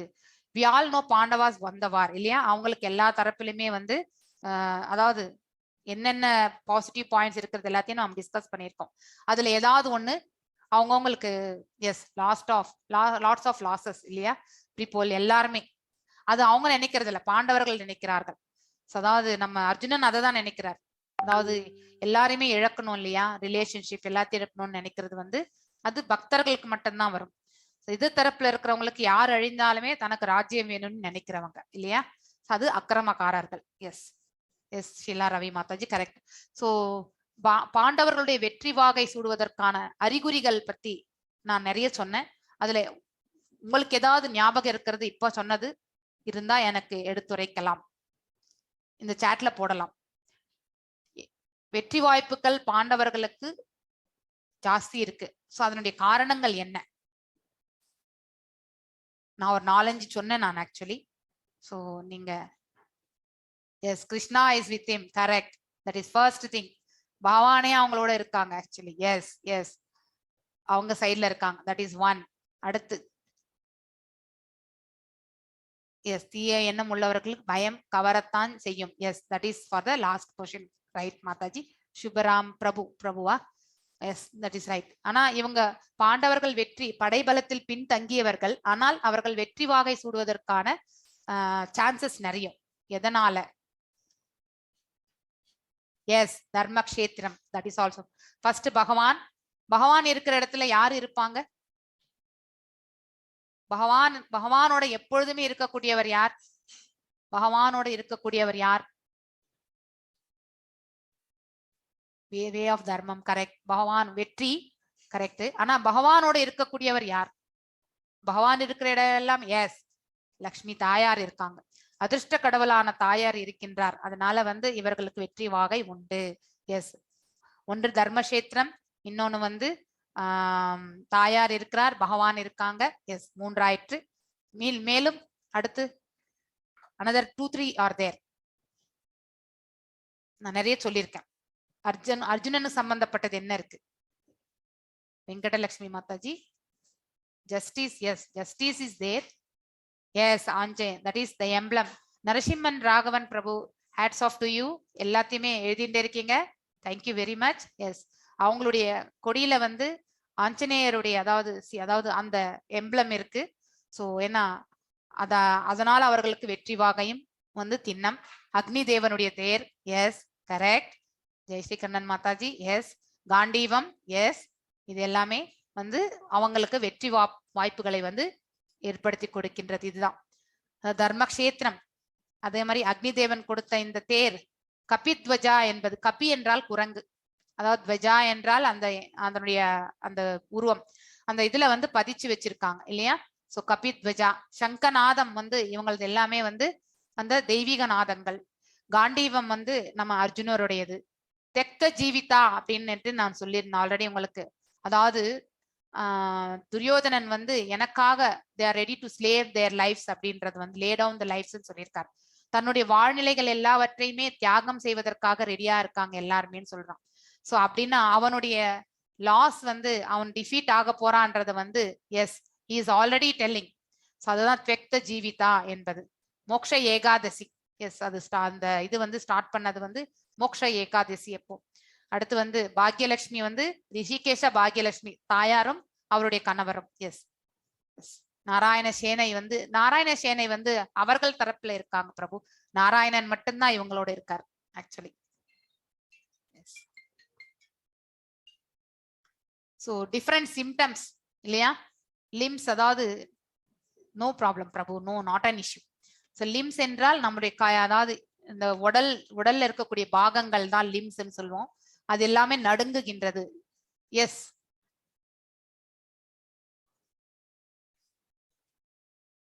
S I am concluding. Last slide இது.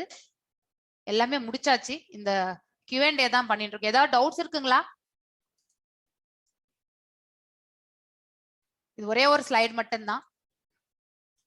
இதையும் நீங்க பார்த்துக்கோங்க. மயிர் கூச்சம் ஏற்படுகின்றது, அதுக்கப்புறம் கைகளில் இந்த காண்டீவம் நழுகுகின்றது, அதே மாதிரி உடல் எல்லாம் எரிகின்றது, அதாவது இந்த ரோமங்கள் எல்லாம் எரிகின்றது, கை கால் நடுக்கம் ஏற்படுகின்றது என்று சொல்கின்றார் ஆக்சுவலி.